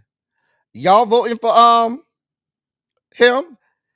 Here's a thought, Jim Clyburn. Why don't you stay your ass to fucking South Carolina? Better yet, why the fuck are you still in Congress? Why the fuck don't you retire? Aren't you responsible, as we have reported on here numerous times, for limiting the influence of black votes in your own fucking state? You raggedy piece of shit. You're the reason why there are more Republican representatives in the House of Congress. You, sir, are. You, sir, are the reason that black people in the great state of South Carolina, the Palmetto State, have less of an influence. And South Carolina has one of the largest contingencies of black voters in the entire country. You, sir, are the reason for that. And now you up here want to give your advice on how the people in New York need to vote, because we need to go to your bitch ass for advice. Sir, we're not going to you for advice for anything. Go the fuck with God. Retire, leave us alone, and go the fuck away.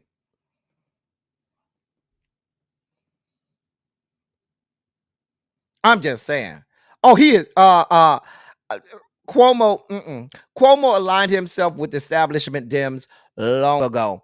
I never bought him as a progressive. And a lot of people who try to wear the progressive moniker are not progressives.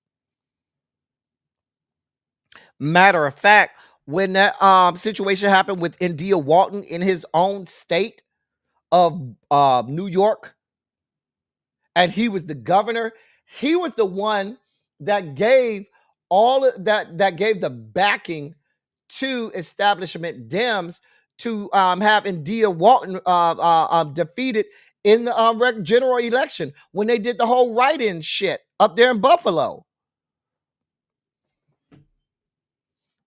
Was a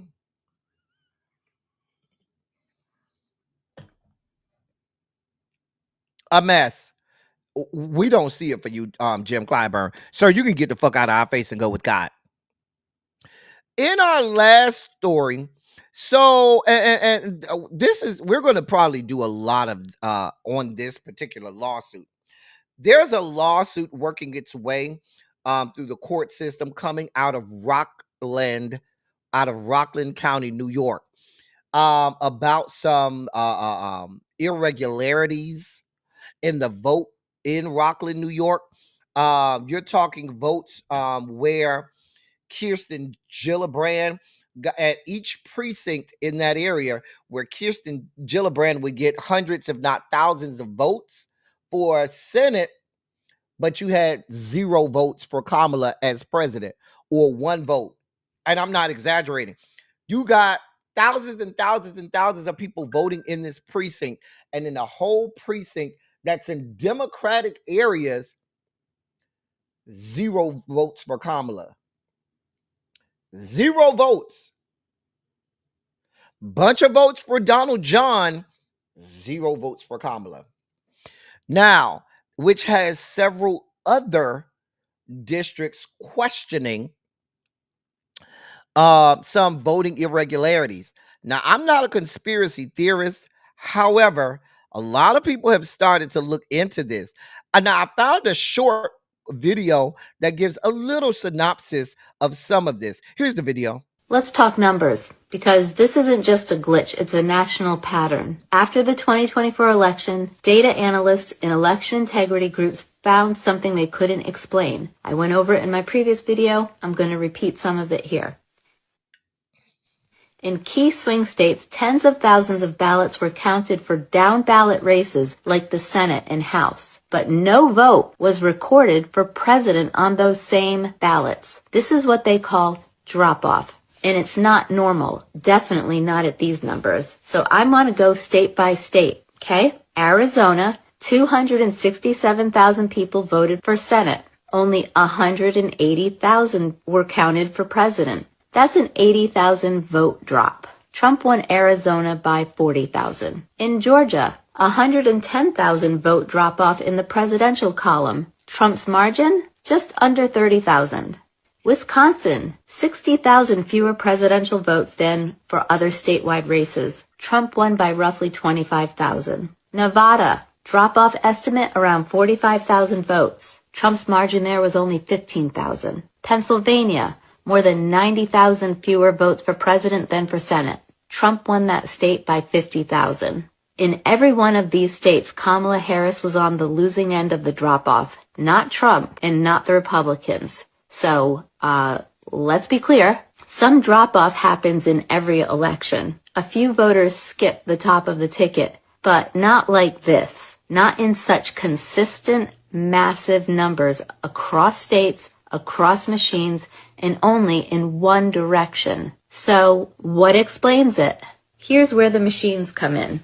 Over 40% of counties in the United States used ES&S voting machines in 2024. These are digital ballot scanners and tabulators. But here's what we need to know. Months before the election, ProV&V, one of just 2 federally certified testing labs, approved last-minute software changes to those machines. The changes were stamped de minimis, meaning they didn't require full review or disclosure, but they touched critical systems, ballot scanners, audit logs, and reporting software. So while votes were dropping off in the presidential column, software in those machines had just been tweaked without public knowledge.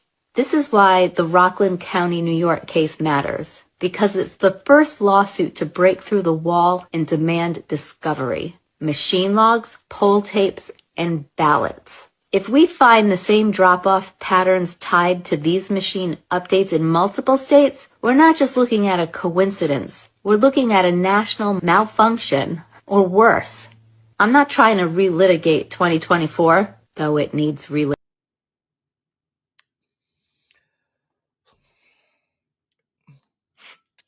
One of my issues with the Dems are going to be, this is why they're not built for this shit.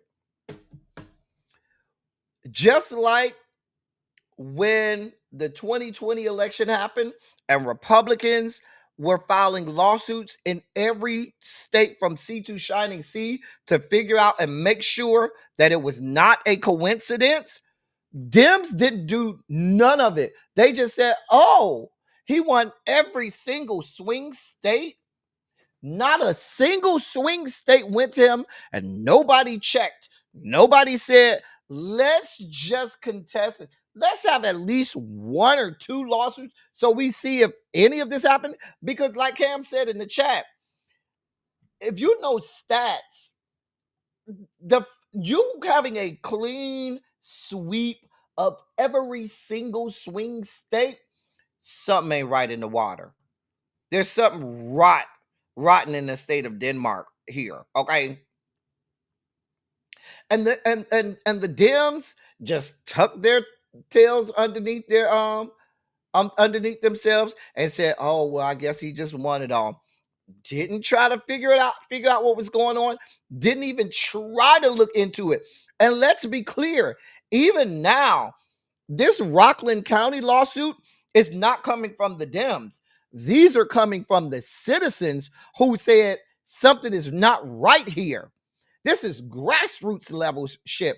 The Dems are still not trying to look into this because they're out here trying to still have decorum and play nice with people who don't play nicely.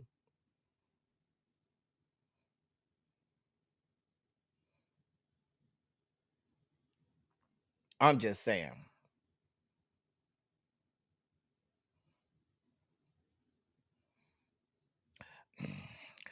Then there's that, little baby.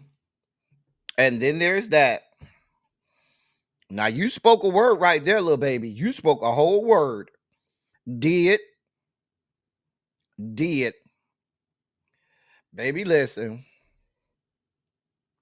I'm going to continue to follow this Rockland County lawsuit because I really want to see how this pans out.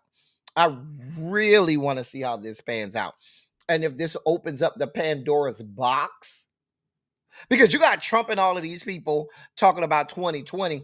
You have them teaching in Oklahoma public schools that the 2020 election was stolen. They're actually teaching that in schools in the great state of Oklahoma, mandated by their Department of Education. I'm just saying. It's time for Kornaki's Khakis Corner. And today we go to Demetria and Harold's state. We're going to the great state of Alabama. The great state of Alabama, governed by Governor Mima, Governor Steel Tongue, Governor K. Ivy.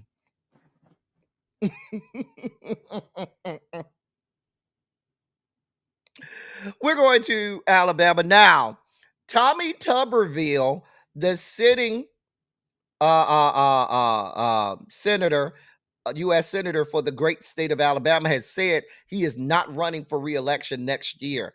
Rather, he's running for governor of Louisiana next year. So now that he is withdrawn from the Senate race in the great state of Alabama, that puts that Senate seat up for grabs.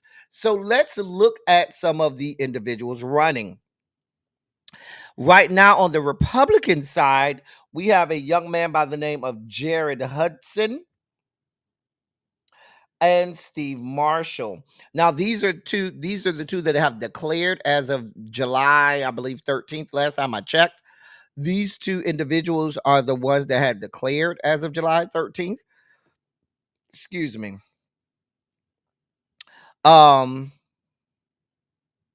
Just a second.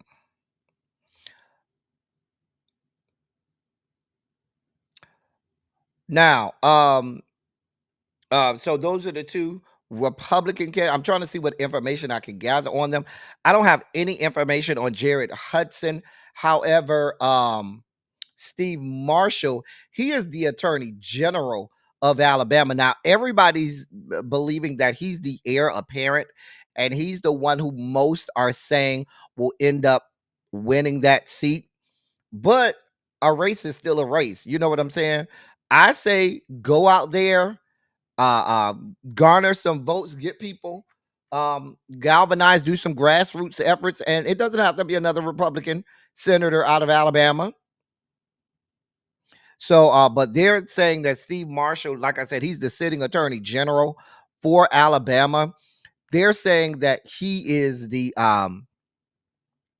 heir apparent. Now, you have Mark Wheeler. These are the Democratic candidates thus far. Mark Wheeler, Dakari,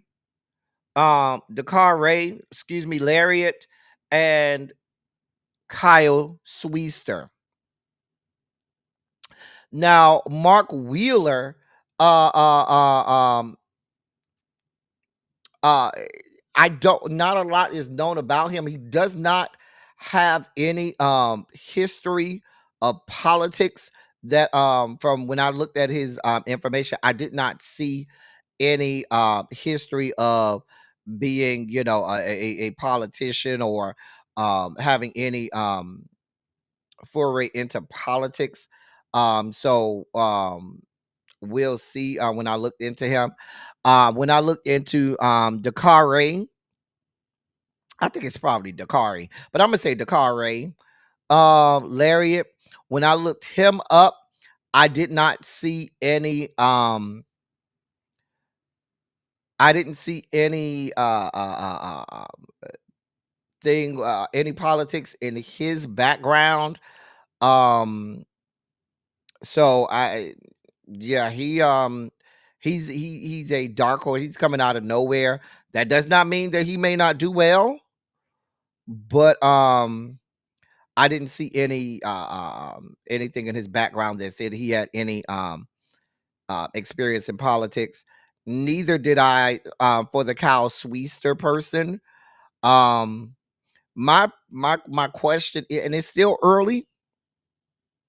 There's still time for other people to get into this race, but if you're going to be serious about running for to fill that Senate seat, maybe with the Dem, then you have to have a qualified candidate. And I don't know that the Democratic Party is doing enough to put people in place that have the experience, know-how, and would have the backing to do that. I mean, I'm just saying. I'm just saying. Do some grassroots effort. Run Terry Sewell. Why not? She's been in Congress long enough. She's been in Congress for a number of years now. Why not put some backing behind Terry Sewell? Why not? I'm just asking. She's well liked in Alabama. I don't know. We'll see. We'll monitor, but you're gonna need some better candidates at this point. It's time for our Pride Month moment.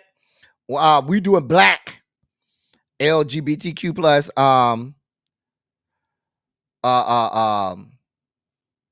history over here. You say Dakare is the grassroots candidate. Okay, that's why I say he's the dark horse from what people the information that I looked up. And but he doesn't have any experience or history in politics. In our first moment in Pride Month, I vaguely remember this story.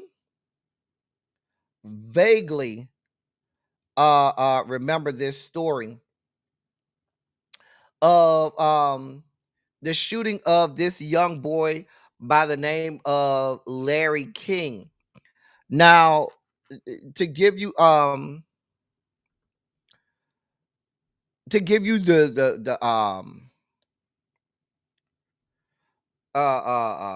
background on this story, Larry King is a young man who was non-binary, and he was murdered at 15 years old and in his 8th grade first period by the white boy that you see there in the hoodie. Now, Larry King, he was 15 years old. He was in 8th grade at E.O. Green Junior High School in Oxnard, California. The guy that shot him is Brandon McInerney. He said that Larry had hit on him and asked him out, I think, to like a school dance or something. And he was so angry and upset about that he brought a a gun to school the next day and killed this young man right there in first period. Right there in first period. Mm-hmm.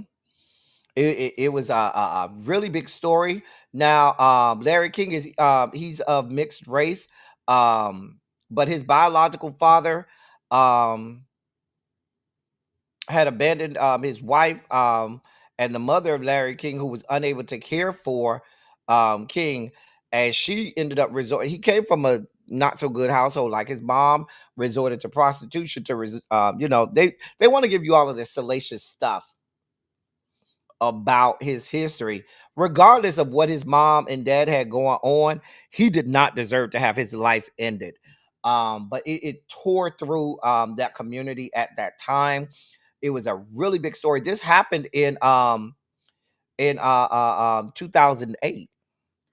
This happened in February of 2008, and it happened actually on Valentine's Day in 2008. I remember the story vividly. But it happened on Valentine's Day 2008. They did try McInerney as an adult who McInerney was 14 at the time. He was tried as an adult and convicted. He was tried and convicted as an adult. So they did. I didn't like that story either. But prosecutors will tell you that they pushed that part of it so that they could get a conviction, because the white supremacy part they felt like probably would not have been a strong enough case. I'm just glad he's in jail. I am not glad that that young man, Larry King, had to lose his life. Our second moment in Black LGBTQ plus history is Lucy Hicks Henderson. Now, if you don't know the story of Lucy Hicks Henderson, Lucy Hicks Henderson was doing it before anybody else. Okay, let me give you her story.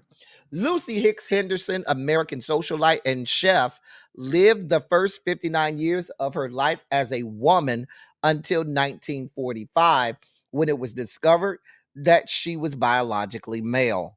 Today, she would have been described as a transgender person, but that term did not exist during her lifetime.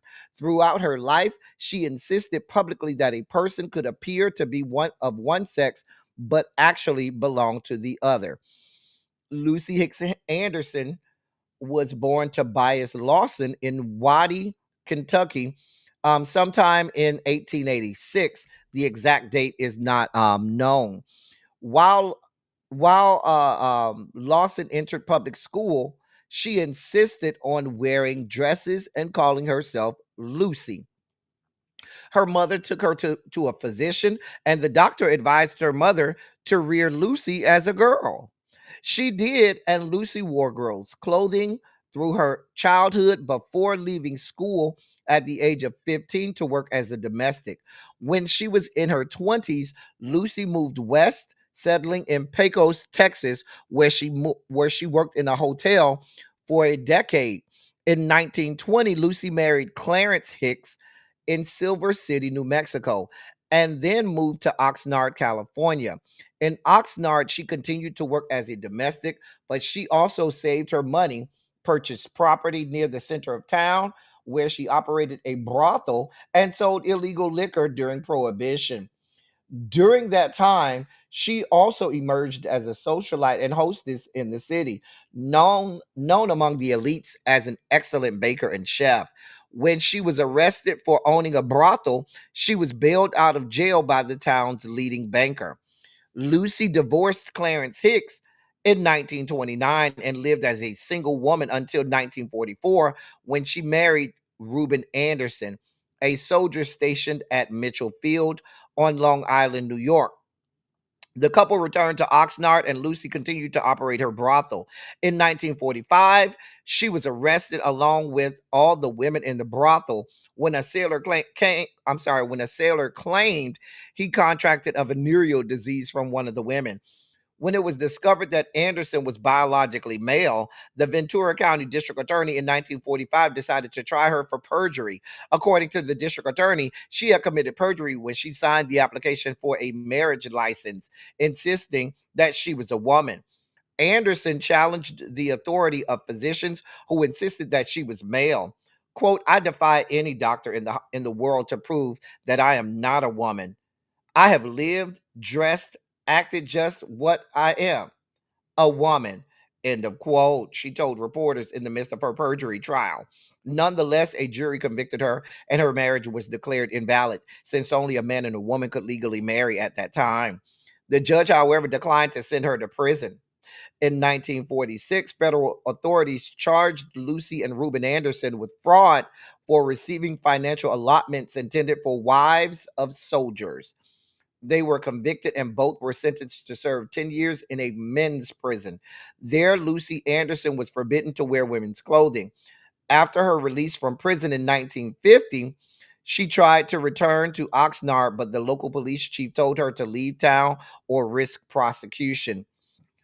She and Reuben, now also out of prison, moved to Los Angeles. Lucy Hicks Anderson died in 1954 in Los Angeles at the age of 68. And that's the story of Lucy Hicks Anderson, doing it way back in the 1800s. Kudos to her mother. Her mother took her, and kudos to that doctor. Kudos to that doctor, because she took what she believed to be her son to the doctor and said, "Hey, what's going on here?" And the doctor said, "Raise her as a girl," and the mom did, and Lucy lived. Kudos to Lucy, paving the way before any of the girls even knew what transgender, non-binary, or anything was. Shout out to Lucy. Hey, Shakira. I'm just saying. In our last story, we learn of Samuel Ray Delaney Jr. in our last Black Pride Month spotlight. Here's the story of Samuel R. Delaney Jr.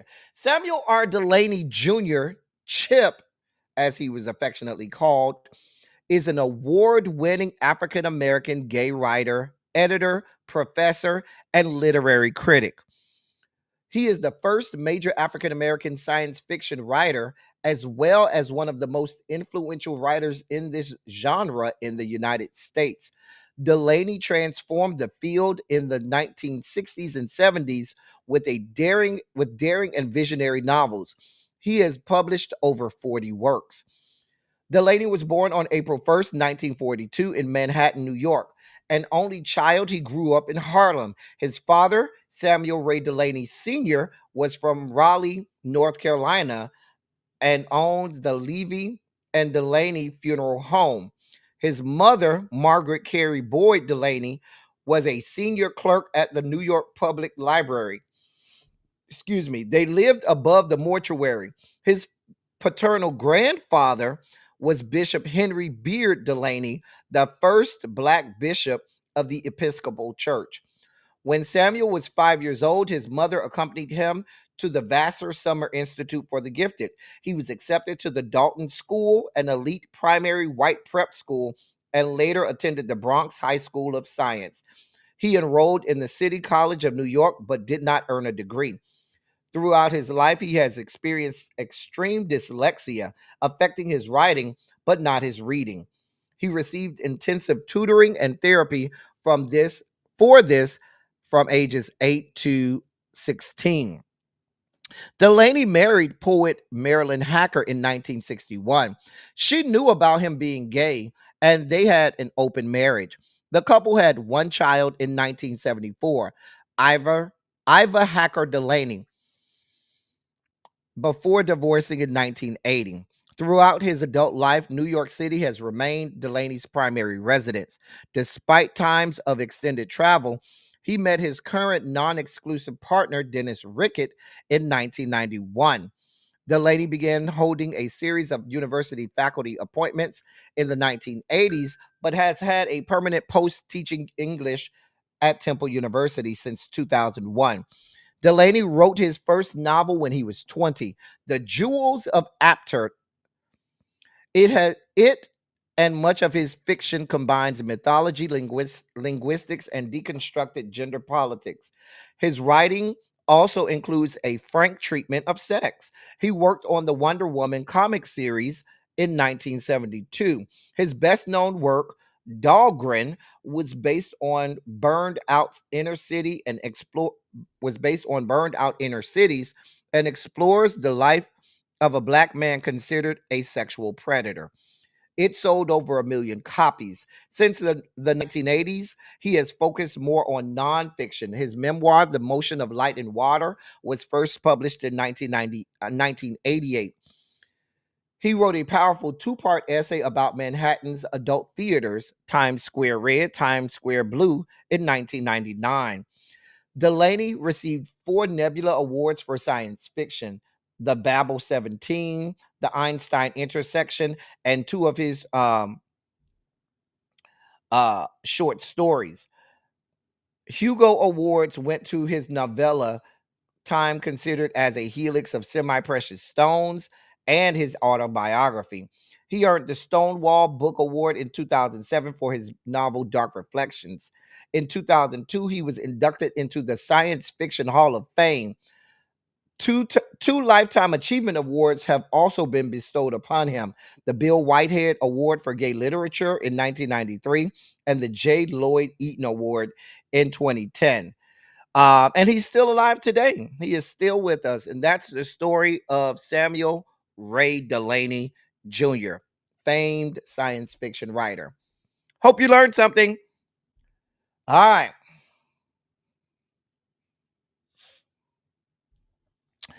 It's time for our video breakdown. It's time for our video breakdowns. We have 3 videos. Let me take the banner down. The banner might hide something. We have 3 videos for our video breakdowns. Here's the first one.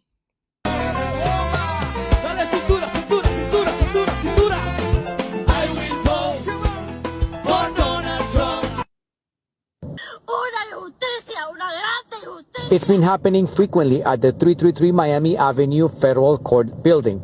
Janet Correa's husband was detained this week. According to her immigration lawyer, he has already been placed on expedite removal. That's unfair. This is unfair. I'm so sorry. I can't talk enough. Let me ask I don't you. know how I'm going to say that to my mom. My mom has a hard time. Judelka Mejia cannot believe she's going back home without her nephew, 29-year-old Yasael Almonte Mejia. Like many other immigrants, when their case is dismissed, they are detained at the hallway. Oh, sorry. I was enjoying the rest of my coffee. Oh, I'm sorry. Now, the first lady you saw crying is the lady in the video singing, "I will vote for Donald Trump." That was her singing. That was her singing and then crying. "I will vote for Donald Trump." But now she crying. Oh well. Here's the second video. Be pissing me off when they be acting like pretty girls can't get cheated on. I got cheated on, and at least the lady he cheated on her with look half decent. My husband cheated on me with a lady with Down syndrome, and it wasn't the fact.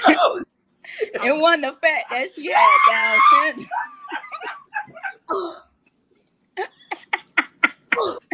I said, what she got on me, right? I want to see what she had on me, right? And I went and met her with her in person, and I saw all that slob coming out of her mouth. I say, that's it right there. I can't compete.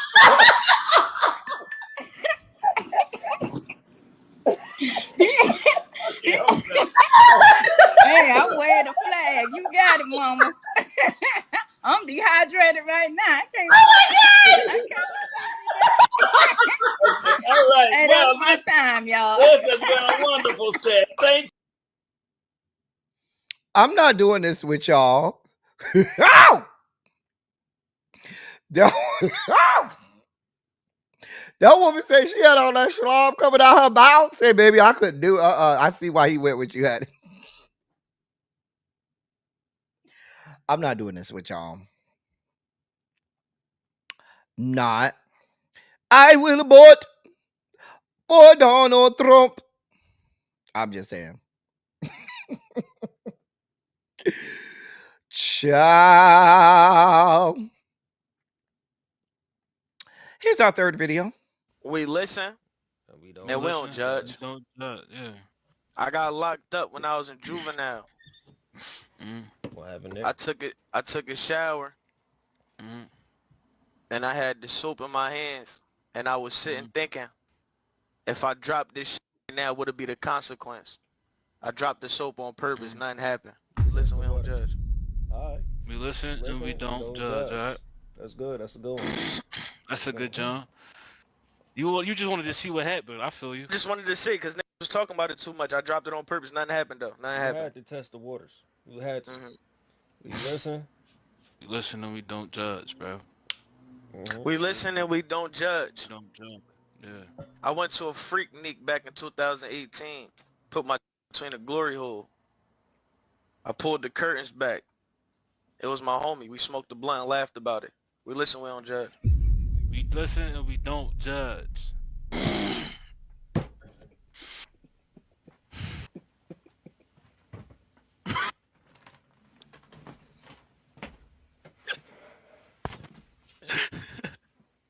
Why are you laughing, heck? Hey yo, Heck, you judging Heck? I think he judging. Fuck you, Hey Judge yo, Judy. Hey, he yo, lost. you judge, Nah, man. he lost. He lost. He lost. He Judge judging. Judy, bro. Sir, we have listened and we have thoroughly adjudicated you. Let's be clear. Sir, we have listened and we have thoroughly adjudicated you. Now, you said you and your homeboy went and smoked a blunt after that. My question is, was that blunt a skin blunt?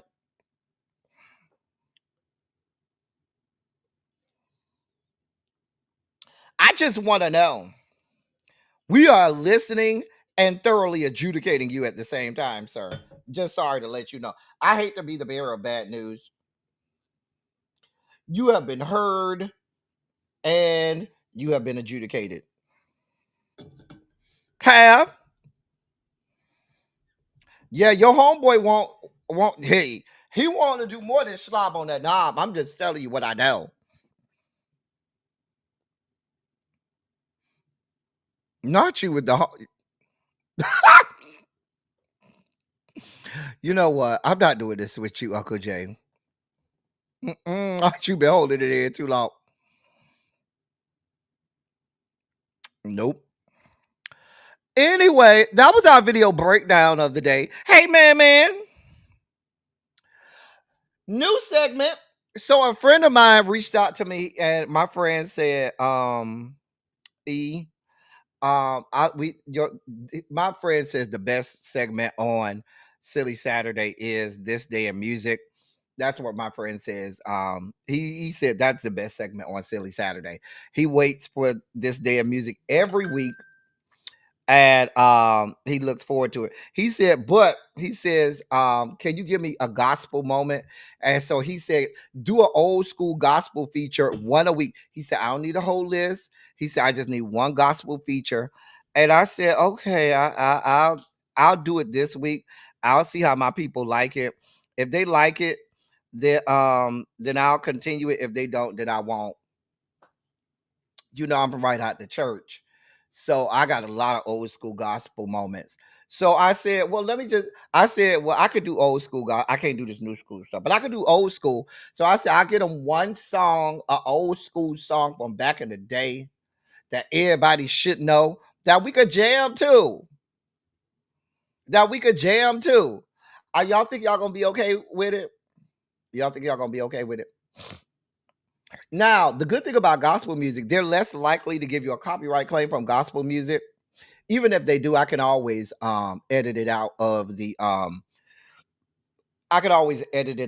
video, and then and keep the video up. So I'm not worried.